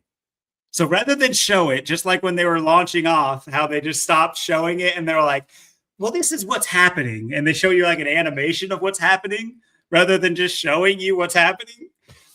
They did that a lot too. They were like, right now our capsule is like backwards and the fins are out so that we're entering into this stage where the things need to go out.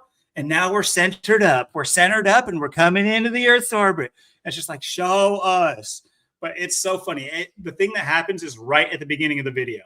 It's where it like separates, the capsule separates, and it looks kind of real. And then it blue screens. The next thing they show you is like this completely fake animation, and then it blue screens again, and you don't see anything until they're back with already 2 parachutes. It's absolutely like a laugh factory, dude. It's so stupid that people. The other thing too is if you got time, if you had an extra long poop, like maybe it's a little wet at the end, and you don't know if you should get up yet.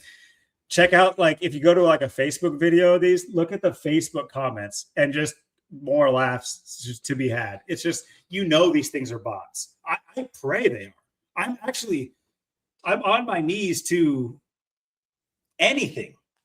Please let these things be fake, because these things are little aneurysm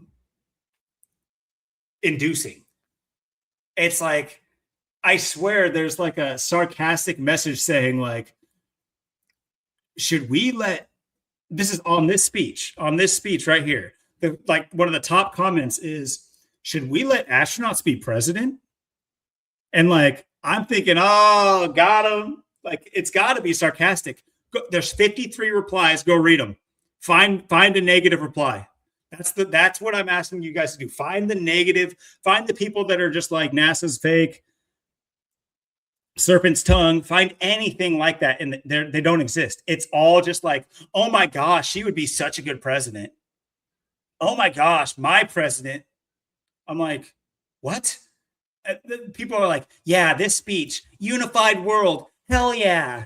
I'm like, she didn't say anything. She's even the 3 minutes before she did her little reboot was absolute nonsense. Absolute nonsense. I should really mash this thing up because it is so bad and so hard to listen to and so cringy. She is insanely cringy. I can't stand anything about this thing. She looks like she just acts like a robot. I mean, she's very much so, like a really badly, like Elon personally programmed it. Like, yeah. I'm surprised she didn't do like a little jumping, 1-inch jump like Elon at the end there. Her pecker weighed her down. Yeah, these things are they're just so gay. They're always hugging. Like after every single thing this crew does, they all like hug. Like they're just so like a magical family. I'm just like, oh my God. And people are buying this shit? There's no way. There's no way.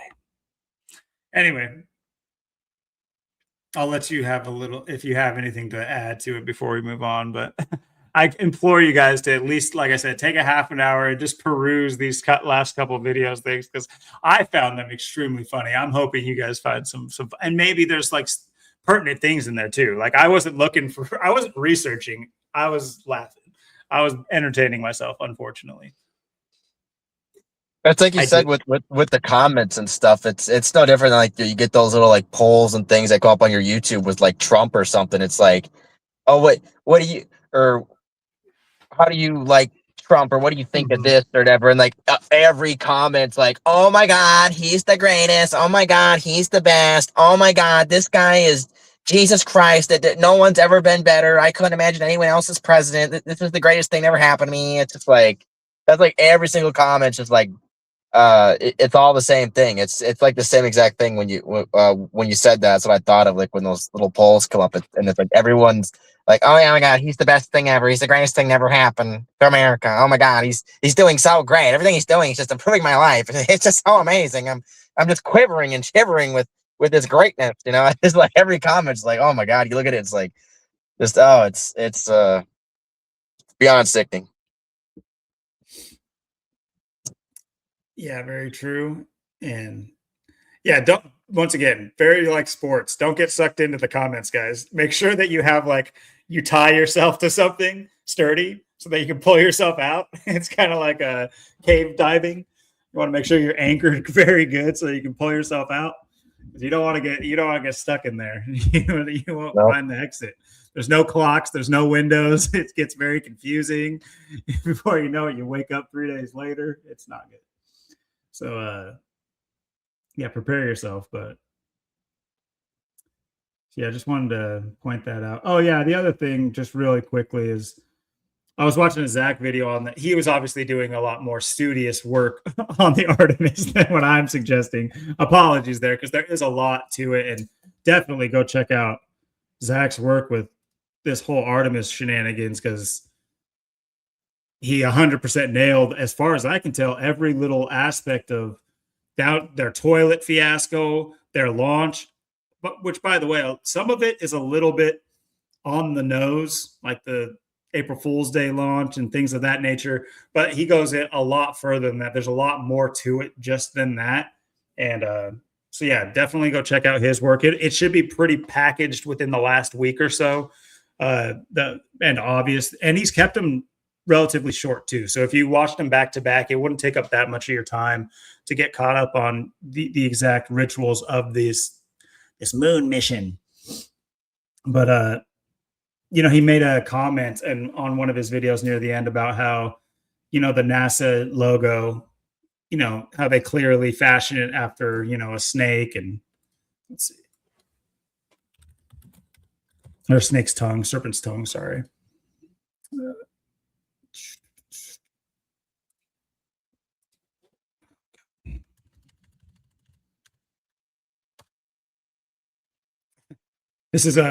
This was them leaving orbit. This is the image they gave us, and this is them coming back. Oh wow! But anyway, so yeah, of course, oh yeah, what wing looks like that? What vector of what they say this? They've said it's a wing, and then they've also said that it's just like a symbolic of a wing, but they call it a vector. Anyway, pretty obvious there that you got a serpent's tongue, split tongue there, but also just to double down on it, you got the Ouroboros wrapped around it. Oh no, that's a rocket ship going around. Get your ass up. You got a space ring looking like it's about to eat its own tail. So if you guys know, if you guys have any, any more Easter eggs that you've noticed in their logos over the years, because they've had several, and like I had this picture up from their Columbia mission. Does that look like anything to you guys? Of course, they still got the Ouroboros. Oh no, it's the rings. It's like making rings, which why would there be a ring around Earth? Oh, it's a Saturn. It's a Saturn homage. But yeah, check this out. Come on, guys. You don't see the compass? It's even got I'm sure if you calculate the degrees too, it's 47 degrees. Just bet. It sure looks like it. It's very close, if not 47 degrees. Or I guess it isn't 47. It's like less than 47. You get the point though. 47 would be, out here, something like that, because it'd be more than a 90 degree. Anyway. Or maybe that'd be about right. Anyway, so they got the Masonic compass, and this was back in, when was the Columbia mission? Anyway, I don't want to get too caught up in it. It's too easy to do that. But let us know if I've perused a few other of their logos, and some of them are more just like mundane, just like words and stuff, which was not to say that the words don't mean anything, because I know they encode things within their entire title. National Aeronautics Space Administration, whatever it is. But yeah. So last thing to touch on, and really just to kind of riff on, really, is just this, because we kind of alluded to it, you got these astronauts keeping us busy looking up there, and then you're looking down here and shit looks, how do you make a story like we went to the moon believable? Well, make the story that otherwise you have to read ridiculous and shitty and impossible to want to believe, so you'll believe the moon story, because you're just so delirious from the bullshit that you'll say, you know what, fuck it, we are going to the moon. Yeah, we did it. You know what, guys, let's talk about the moon. At the water cooler, if anyone mentions Iran, you're fired. And so in the latest bullshit in Iran, or with Iran, you have JD Vance. You send the chin. I'm just going to call him the chin. You send the chin in to get the job done. Unfortunately, he just couldn't. He didn't have all the cards. You know what I mean? Iran had all the cards. They were like, listen, JD, you do not have the cards. I have all the cards for you. I have all the cards. You're empty-handed, bro. So, he walks out of there. The peace talks didn't end up well. And then, this is all the while where there's a ceasefire. 2 hours later, you're getting reports that bombing raids in Iran. It's just like, that's an interesting ceasefire. Maybe someone misprinted, and it was like, I don't know. It's just fire. They forgot the cease, and someone got the mention. Navy, the Air Force is waiting on the word. All right, we're waiting. Fire! Oh shit! Fire! It's just boom. Start bombing. Anyway, that was corny. My bad. But yeah, within hours of these failed talks, we got the Navy down there instantly. We got two USSs down there to just keep, the blockade on the port on the Strait of Hormuz. We did it, guys. America, we're doing it. It's just America. Like, what the fuck is this? But I was kind of talking to you about it just in the lead up about what we wanted to, say about it. And it's just this whole circus is, it's not gonna, it's not to say that there won't be real life consequences. There is real life consequences right now. I hate to, it sounds a little shallow to, the gas prices. And meanwhile, kids are probably being firebombed who have nothing to do with anything. Obviously that's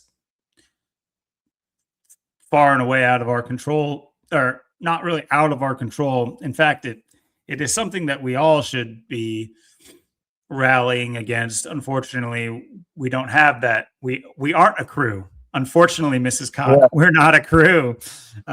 Pretty obviously, got my face on, but I know that.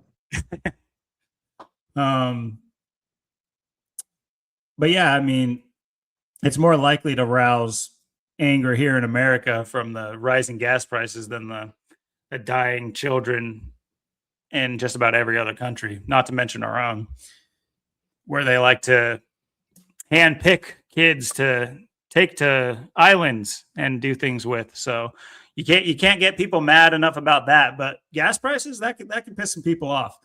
Maybe that's where it's got to start. Maybe we got to start going to gas stations to try to wake people up, because that's where we're going to find all the mad people already.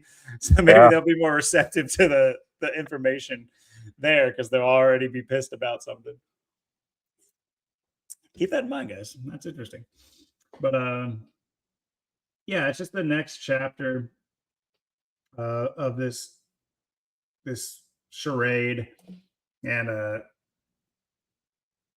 just kind of want to pick your guys' brain, what you guys think about it, what you think about it, Austin. That first of all, the dichotomy that I kind of was talking about, that, we're going to space. Meanwhile, on Earth, we're just having this pointless scuffle about this pointless inlet on this little dot they're talking about Earth is this small. I mean, the strait is this small. Like, why is this strait so, in what year are we in? Can oil not escape any other way? Does things need to change so bad. This we're not going to branch off into the discussion this needs to be at this moment. It's just this as a whole, this whole farce is, who could get behind it? Who could, commit time and resources and energy and thought to this as an actuality, as like something that's really going on, that's real. And I mean, keep in mind, we're the same generation that had to live through 9/11 and the whole Desert Storm and things of that nature. So we understand that these things, they'll manufacture. We understand the manufactured nature of these things, but like, this is like a new level of just bullshit. And it's just, who cares? At the end of the day, we can't control what they're doing in Iran with, MK Ultra bots and mercenaries and high-tech weaponry and equipment. But like, something's got to be done here on the home front to stop the stranglehold that they're doing. Because whatever they're doing over there, it is to open up their excuse book for what they do to the people on Earth in every country. There's different effects in every single country. And we might think that we have it pretty cush here, and we probably do. But that doesn't mean that it excuses the overstepping that they do, that they've always done, and that they continue to do, and that they're ramping up for the last forever, but especially as of late. And it's just so visible, yet there's no motion. It feels like there's no motion to stop it.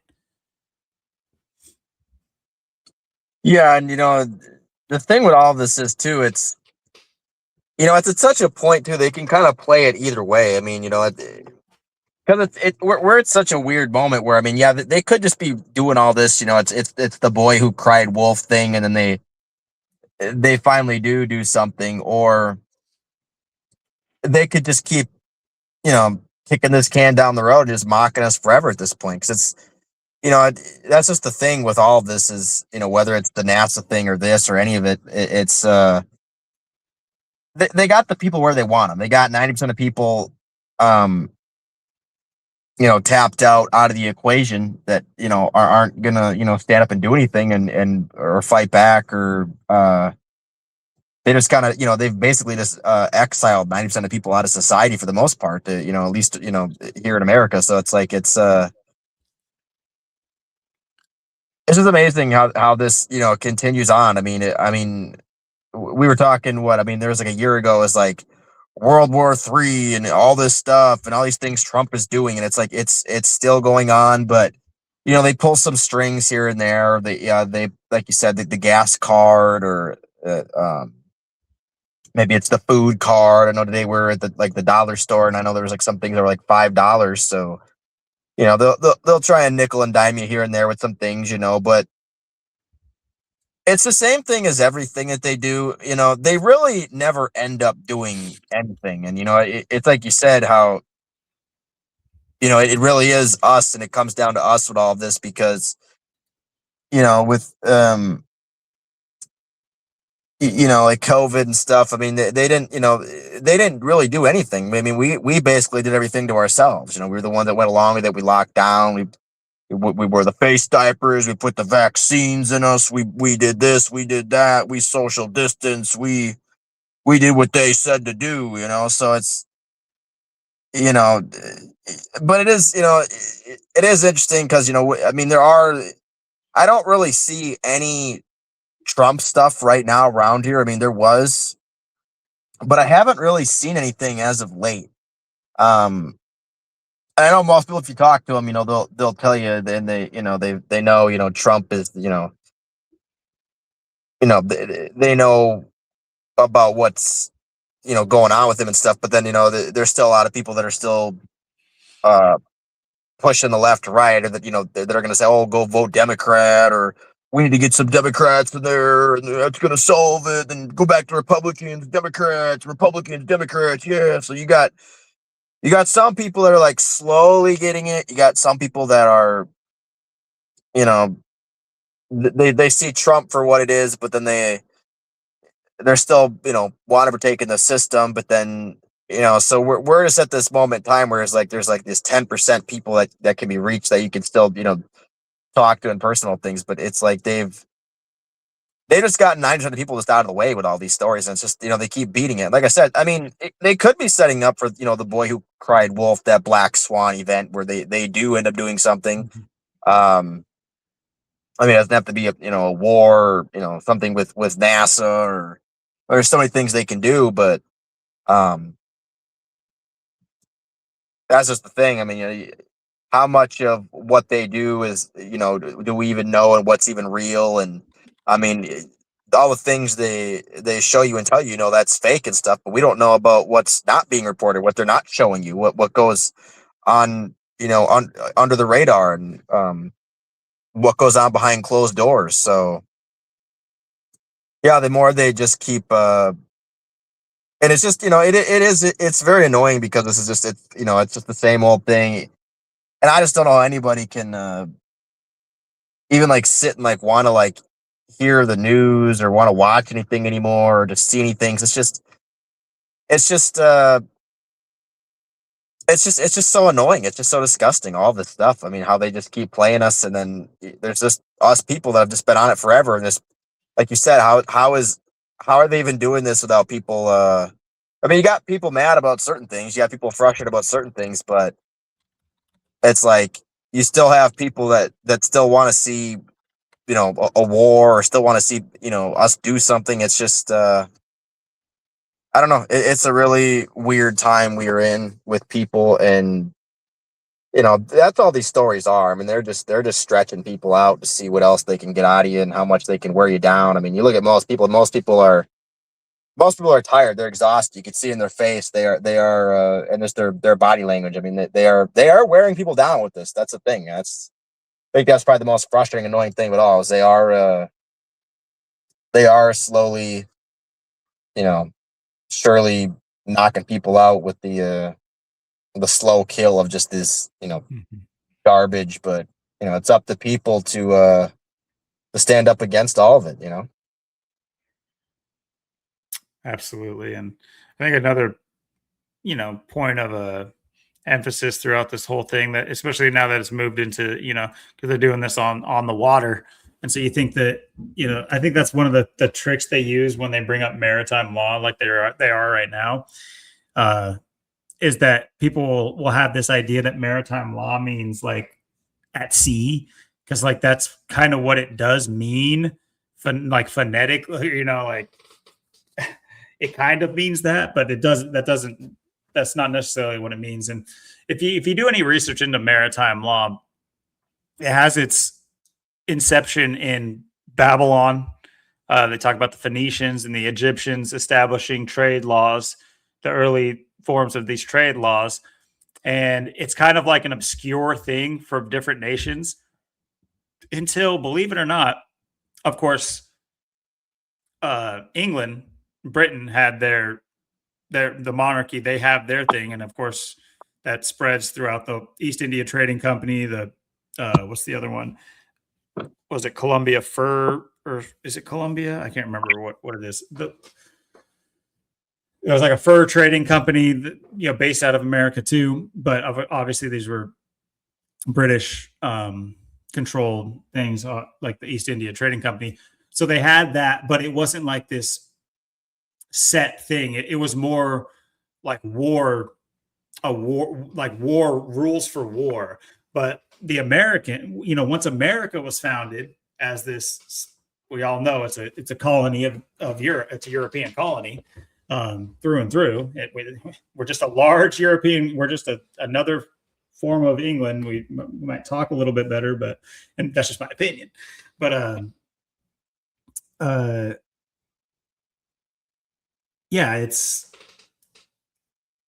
maritime law is like an overarching thing, and it's not just for on the sea. It affects us on land, and the more you go in and look at it, there are key details in the law, in the laws that make up the law, that go back to Britain and England and things of that nature. But one of the main things is the sieste la qui, or whatever it is, a law that was made in 666, believe it or not, the year.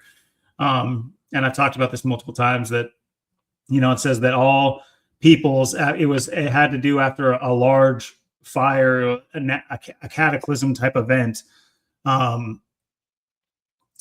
flood or something like that, that the government listed everybody that didn't come back and claim their birthright, basically meaning you needed to have arms. We've talked about this too. The right to bear arms is not what we think it means. It actually means your title. It means having ownership over your corporeal self, corpse, like the Army Corps, like the corporation.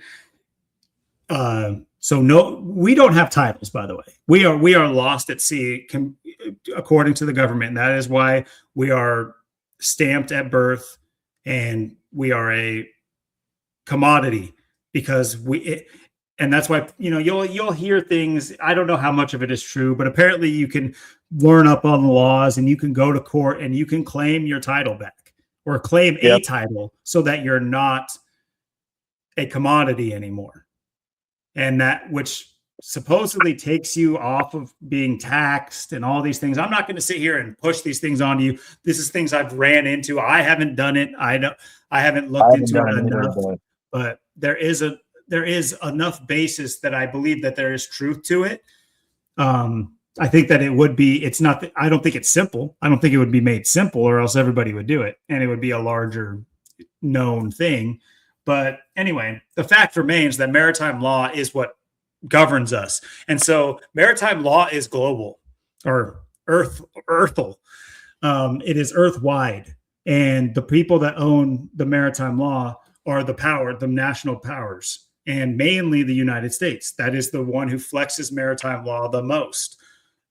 Because that's like all maritime law is based off the U.S. maritime law, which is a function of the Britain maritime law, which is a function of Babylonian, Phoenician maritime law, blah, blah, blah, Sumerian.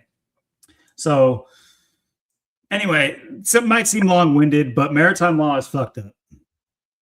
It's why you don't own anything on land. It's why you can't go anywhere on the sea. It's why passports are needed. It's not because of risk and crisis and stuff like that. They manufacture those things to trick you into thinking that's why you can't go into certain countries. And that's why you can't go where you want to go.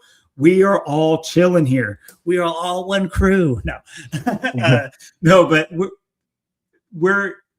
we are different, but we're not different in that way. We don't own shit.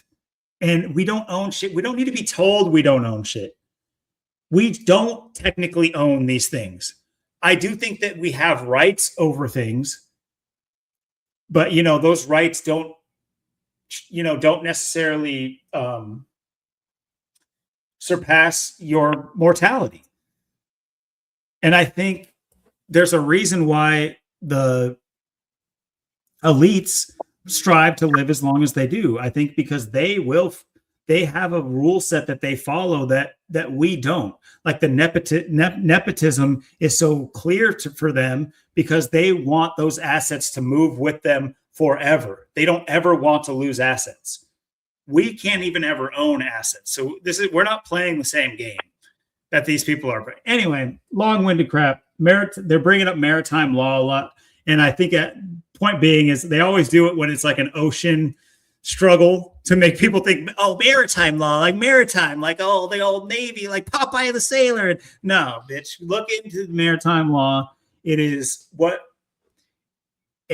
main ruling factor of it. They'll umbrella term it and make it seem like it has to do with trade and cargo and all these C words. But no. Look into it. It is one of the main things that is keeping all of us down. All of us. I'm not joking, guys. Look into these things. You'll find the rabbit hole. Look into the 666 Siesta La Qui, whatever it's called. I can never say that right. I need to go learn it so I stop mispronouncing it all the time because I talk about it so much. But just look into that. Just know that is a document that's real, and that should at least spur your intent to look further into this maritime law and what it's stemmed from and what it is today. But yeah, this is all to back up your point that these things it's continual phasing us out. We're getting further and further and further away from the goalpost with every bullshit story they put in front of us that we commit to. We need to stop committing to these stories. We need to work on ourselves. We need to build each other up. At the end of the day, there should be no soldiers or no police force that can break up if we're doing something righteous. And I'll use like a religious word in that sense, but righteous is its own word. We understand what it means. If we know what we're doing is good, then there should be no force that should truly stand up to it. And to your point, we need a force ourselves. It's that sounds nice and all, but when it's just me, you, and like I've talked about before, we each got a wheelchair assigned to us because the elderly are with us. It's it gets a little dicey. Then again, you could have them like hold all the ammo, so they could just hand you clips. So that they can be handy. But anyway, sorry. But yeah, long-winded again. Sorry, brother. I hope that sort of transitioned into what you're talking about. The little bit I did there, because I know I wasn't going to get there talking about maritime law. Maritime law. Oh yeah, here Austin has something to talk about. But yeah, we do need to find a way to make something of this life, really, which is the grander thing. I had a weird moment today. I don't have these very often. I don't know if you've had them very often or had them, but an existential kind of feeling, like a mortality type of feeling. I had this weird thought on the drive home. I was thinking of something, and all of a sudden it just hopped into my head. It's just like, man, when am I going to die? Let's just say I die normally, you quote unquote. It's like, man, that's going to suck. I might think I'm like pretty strong willed, but by the time that comes, I'm probably going to be pissed and like sad and like, no, even though I don't know what's coming. I don't know what's next for sure. I kind of want to keep doing shit here. And I don't think that that's right, technically, spiritually. But for some reason, I do, at least in that moment, that's what I was thinking. Anyway, I just thought I'd put that up. Well, you bring up a great point. I've kind of had the same thoughts lately, though, too. It's just like, like I keep saying, we're just into such this weird, interesting time, and there's just so much going on, and the more I sit and I think, and like I always say, we don't know how much time we have. I mean, it's not like we know exactly when we're gonna die or that we're gonna get old, even, or we could still both be dead in our 30s here. This could be it. So that's just the thing, and that's the whole point of what I'm trying to get going here with stuff. And that's why I this week I've just been, I really wasn't into, like, I didn't really do a lot of gematria this week. I didn't really look into like other things. I just did more brainstorming than anything, probably more than I've ever done in my life. Cause just like, I got to really sit and I got to think about, what is, to come. And like I said, it's not, it's not going to be,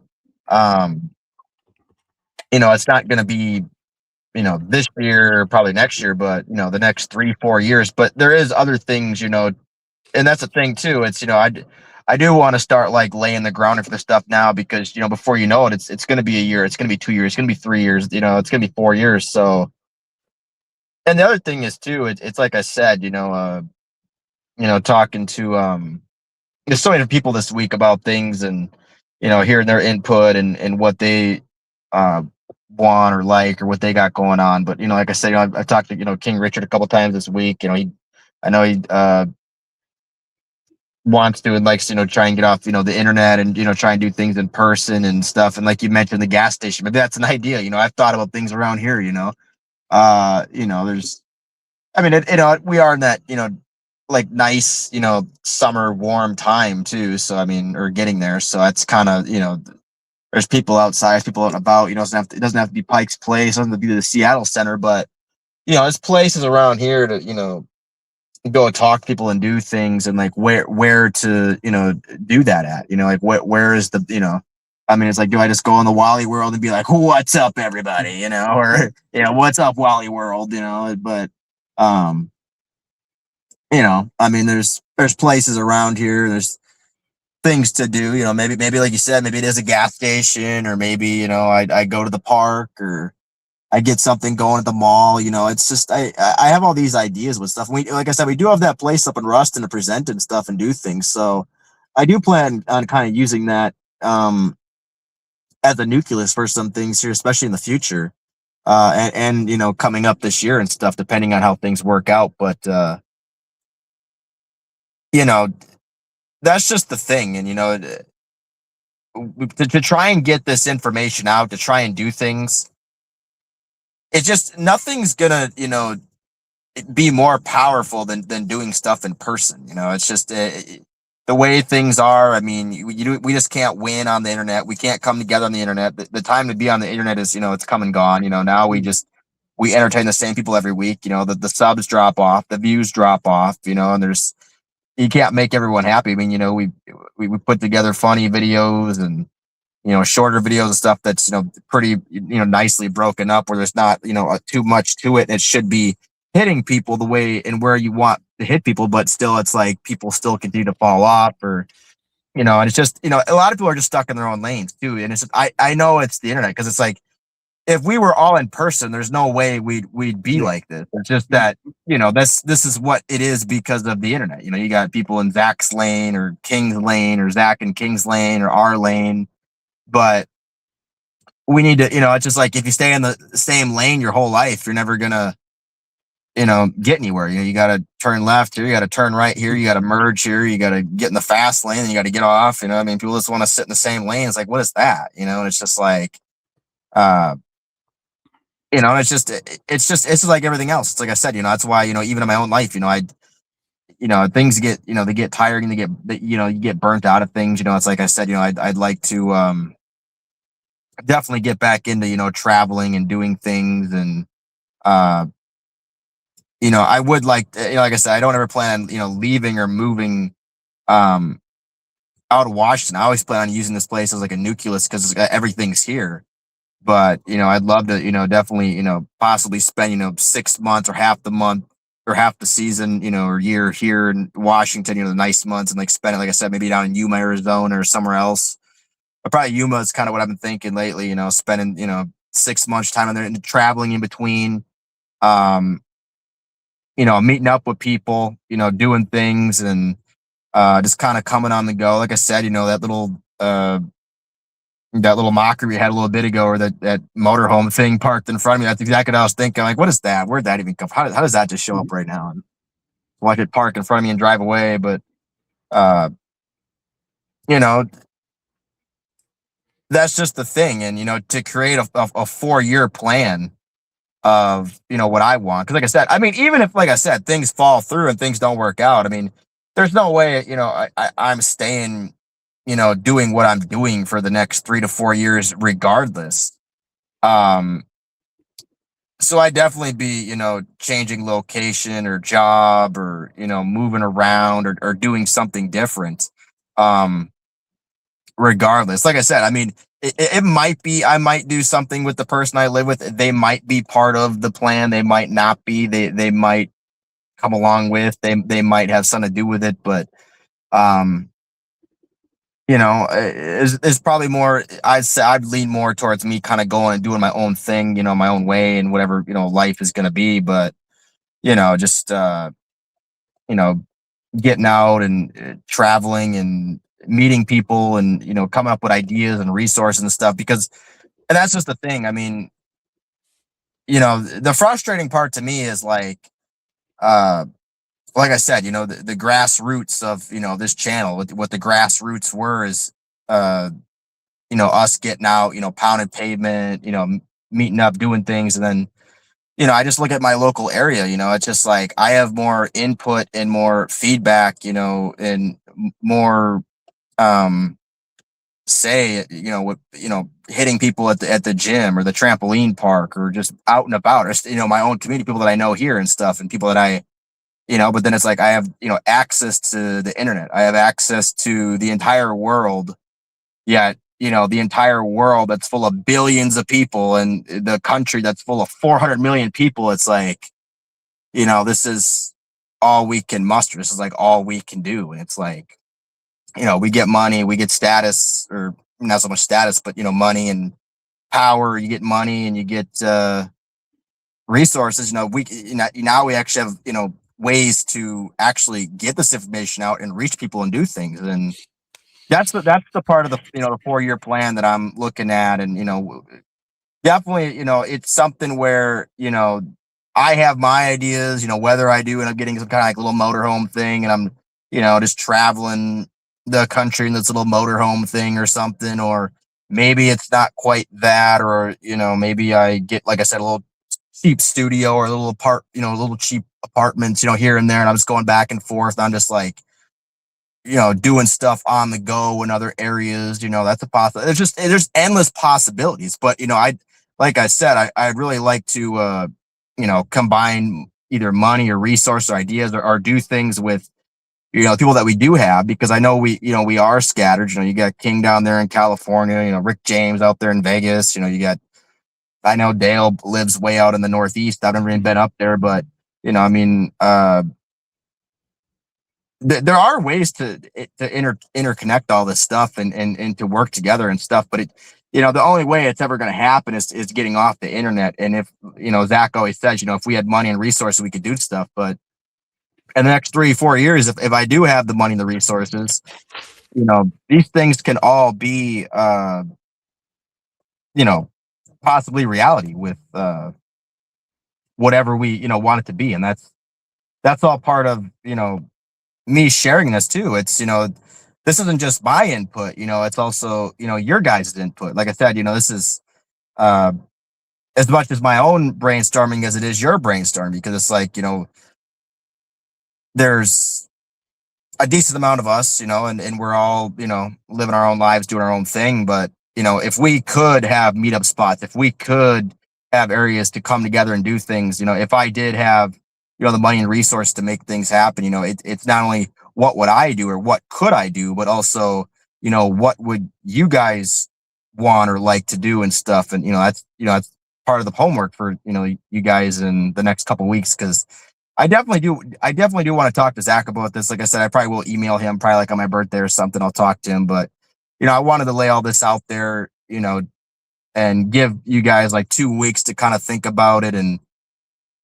talk to us about it and, what ideas, you guys have for, going out and, trying to reach people and stuff, and too, I mean, like I said, I got, ideas in my own life and things that, I would like to do and, or things that, whether I have the money or status to do it, it's going to happen no matter what. So I'm just kind of waiting on that stuff and seeing how that, falls. But, in the meantime, there's, there are different ways to get out and, try and reach people, and then the other thing is too, I mean, you do have the money, you do have the resource. It's like, okay, depending on what life is, another 3-4 years, we, in my whole group of team, we all have a bunch of money, now we can finally start doing all the things that we always wanted to do and we talked about, and again, it's just, no one knows what the future exactly holds. There are no guarantees in life, and there's no guarantees that things are going to work or things are going to go our way or they're not, or, everything is just a guess at this point. But, if the balls drop like they should and things do go our way, I mean, that's the thing. I mean, we have to sit here and go, well, what are we going to do? And what should we do? Because that's why I'm putting this work out there now. I'm putting the groundwork for it out there now. It's, well, what really is that going to look like? What really are we going to do? Or what do you guys have, in mind for stuff? Because, I always like to get multiple opinions and multiple minds together because multiple minds are just better than one mind. But, I do feel like there is enough people, still in the community, if people are willing and we're willing to work together and do things and network and stuff, that we could still have a,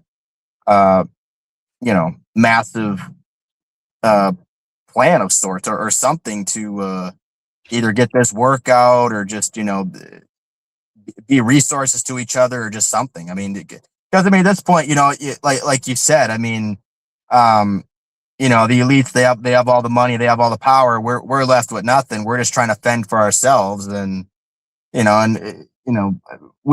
all, everyone's pretty much got the red flags in their life. I know I got them in my life. You got them in your life. We're just trying to, hold on right now. And, the thing is, I mean, if there are ways to do things and things are happening, then it's like, okay, well, here could possibly be our breakthrough. And, if that does happen, I mean, everyone's going to have the inside track. I mean, I know like Zach's brought up before, if we had like, gematria buses, going, from place to place and people pounding pavement, stuff like that. I mean, that could still be doable. I mean, that very well could still be doable. Like I said, we were talking before the show tonight too. Like, if I had like trillions of dollars, I was a trillionaire, I could be setting up, like, stations where people bring their cars in and then, I, have your car, your motor, converted into, the water engine, water car.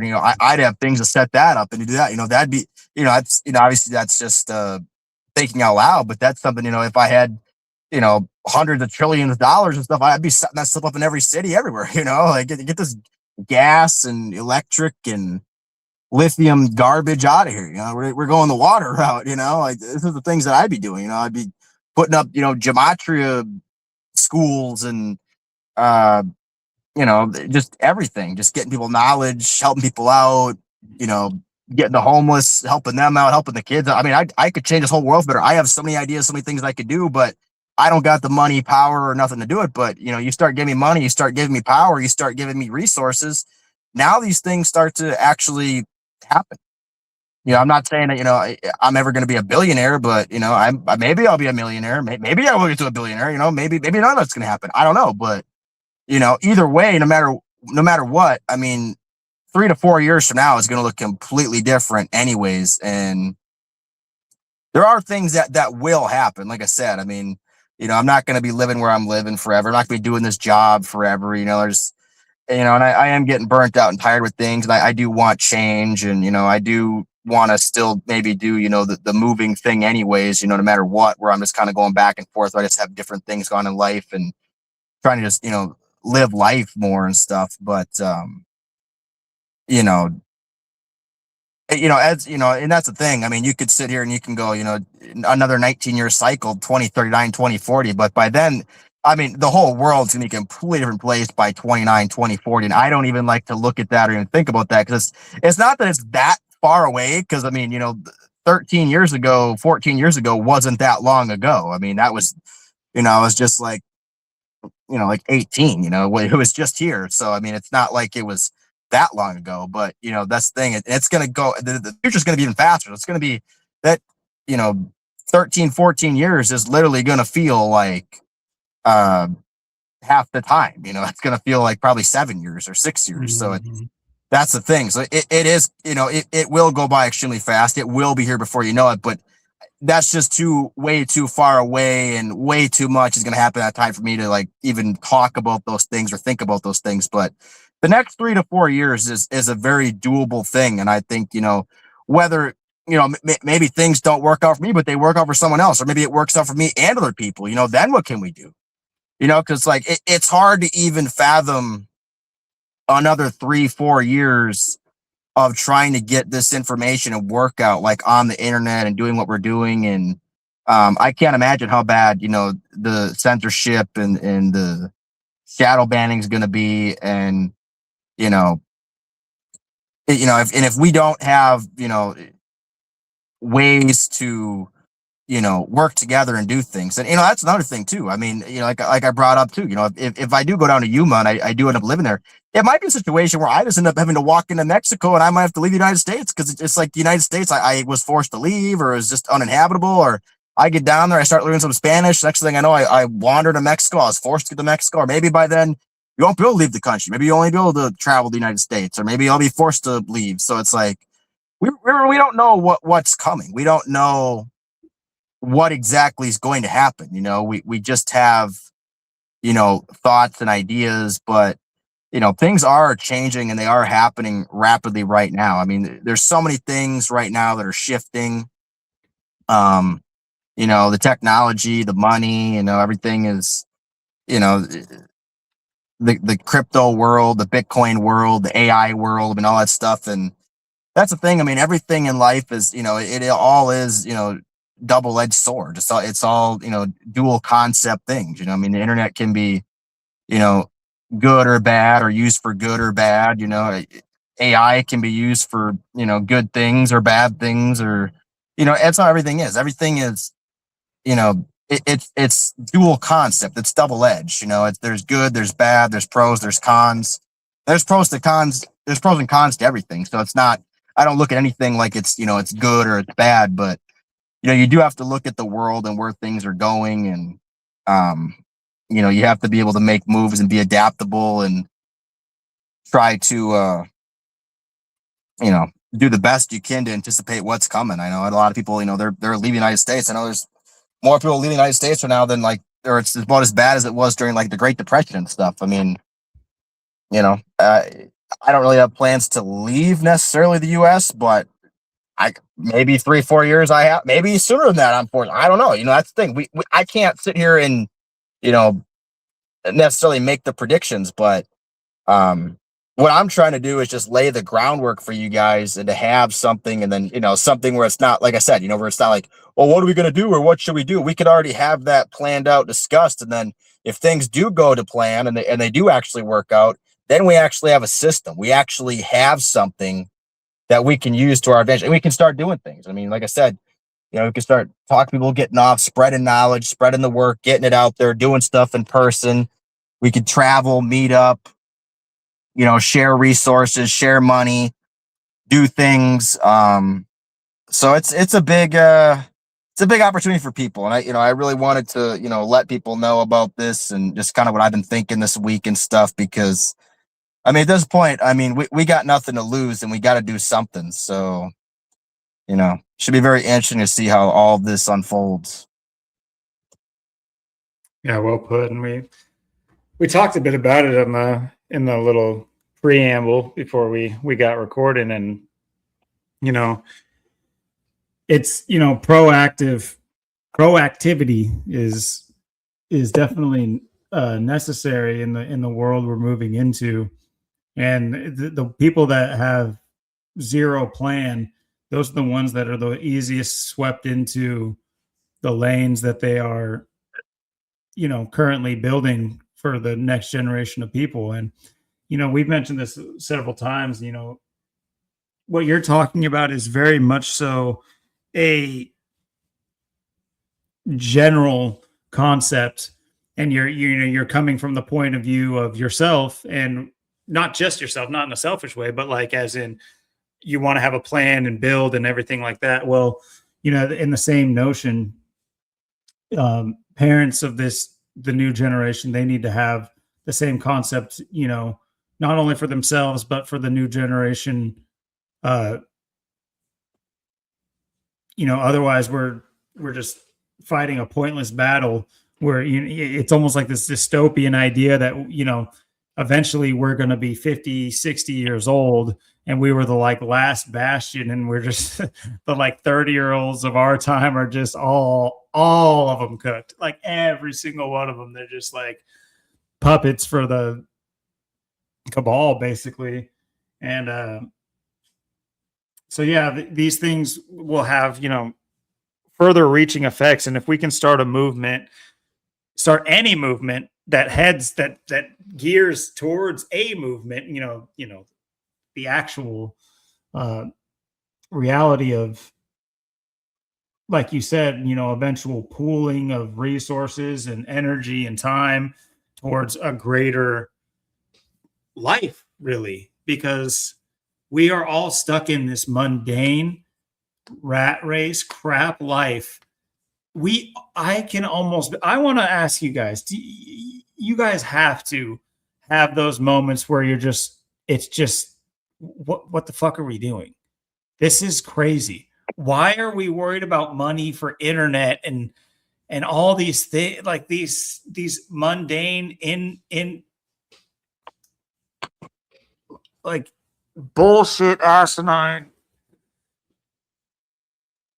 things, when there's nothing that we've built. We don't use anything. We don't build. We don't pull ourselves up from where we're at. These are concepts that are generations ago now, and we're getting further and further away from these concepts. So what do you think our kids are going to pick up on? What do you think the new generation is going to see? Trey had a great post because he's been doing a lot of good work. RPM Trey,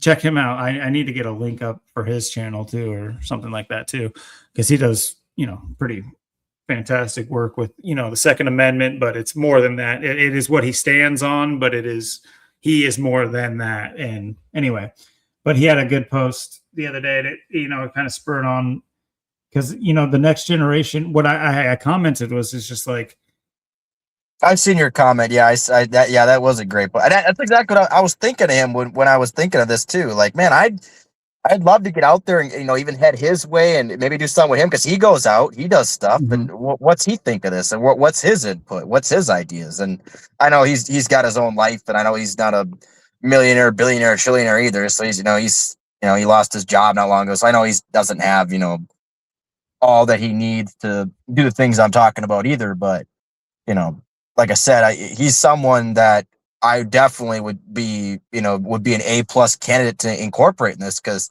you know, like us, and, you know, like I, you know, have done, and he continues to do, you know, going out and, you know, really, because he's really the only other person that really does that we know go out and actually, I mean, he doesn't, you know, necessarily pound payment like microphone, megaphone, you know, speaker type, but Sometimes. yeah, I've seen he did that little speaker, that little microphone on that one time. I did see that. That was pretty cool.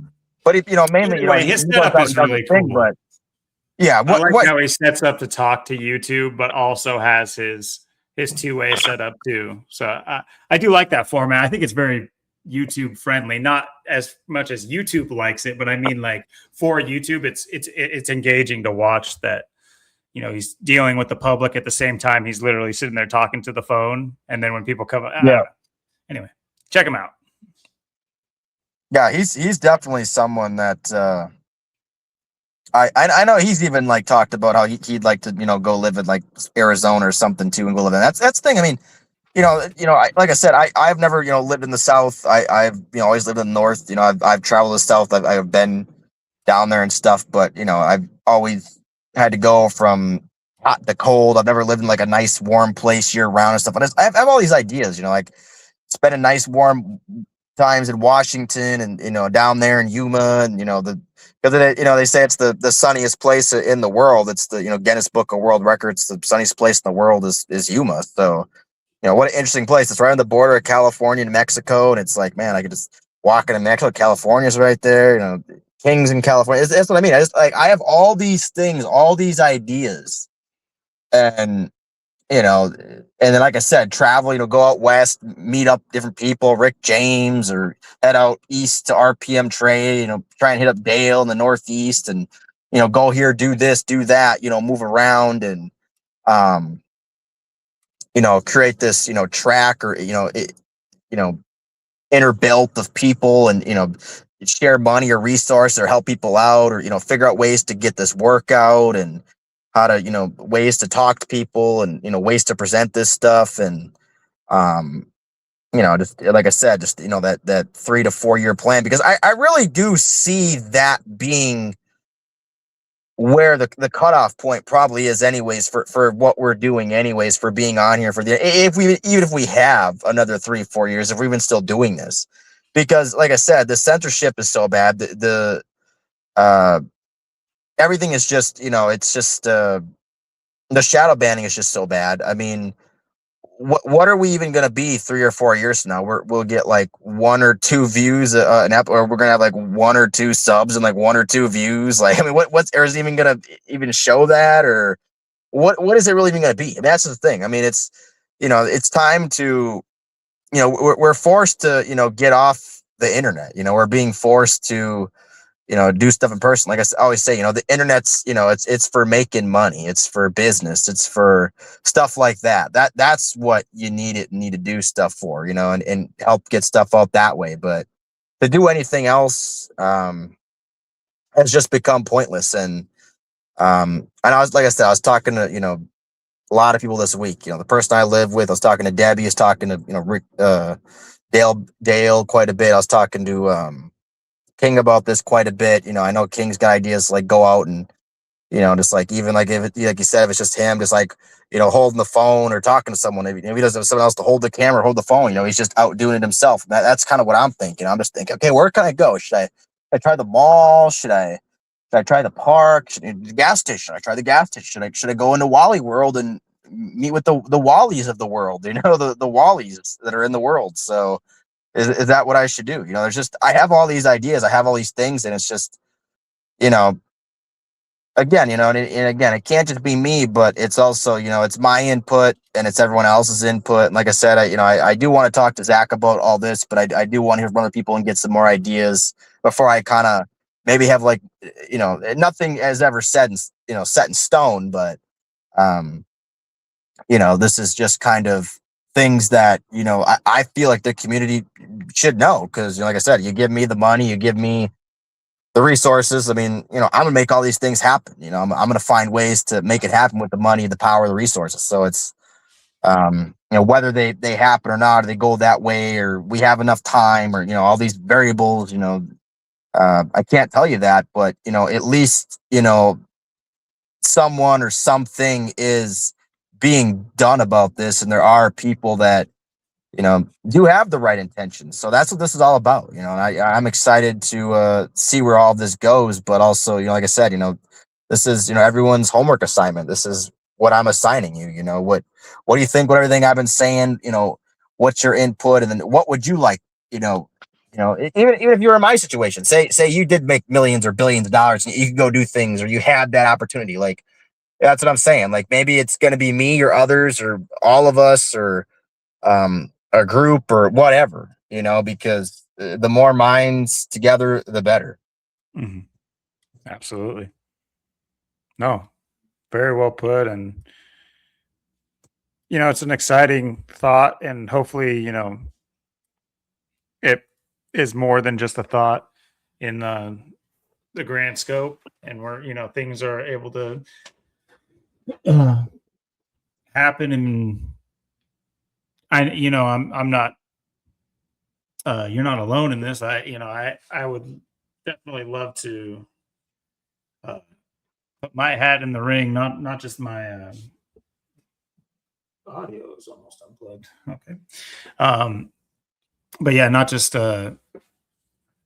my thoughts and prayers, but also, action as well. And we've talked about it, of course, this staying in with the ideas of the channel and everything like that. I do think this channel deserves, something live and something more. I guess I wouldn't say more thought provoking. I feel like we've been pretty thought provoking on our tenure here and on YouTube, but something more engaging. That's the better word. That we've kind of both been too busy to give. So I think that could still be an outlet for this channel.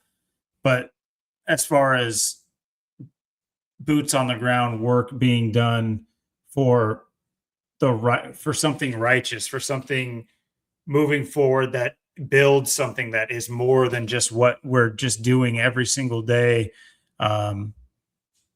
Yeah, my hat's definitely in the ring for that. And I know you're talking about a multi-year plan and everything like that. And of course, that's what I'm functioning off of here. I've been, if you guys are have kept up, me and my girl and her mom have, moved out to the relative sticks. It's not too far away from,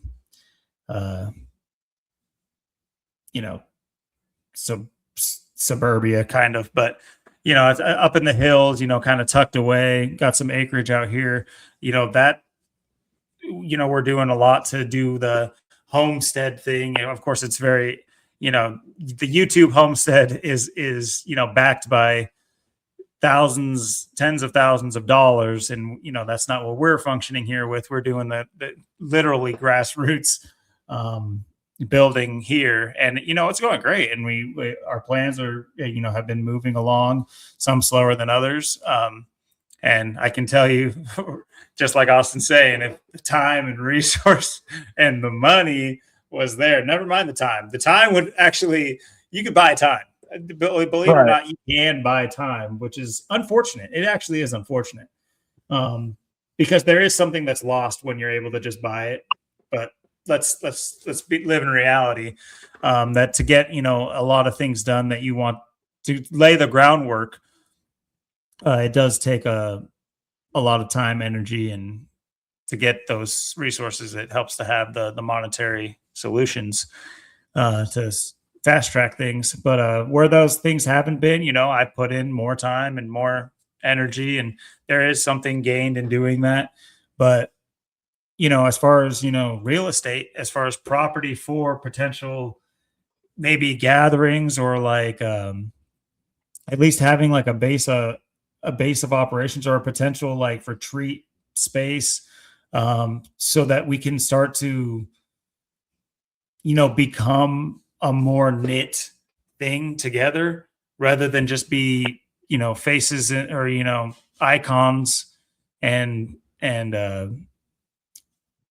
thumbnails on the internet. We can actually, reach out, meet, and I've preached about our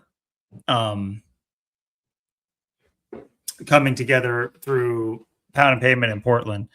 It really is simple. It is what life is. It's just you wouldn't know how simple it is nowadays because it is made so convoluted, and so anyway, convoluted is a good word. Yeah, but we do need to find a way to come together, and wherever I can. Of course, I'd be willing to travel where I can. I would be willing to try to make moves happen and use what resources I do have. So like you said, the homework is, where would you be willing to help? What could you be willing to help with? What do you want to see? Things of that nature. I think that's what you're asking, but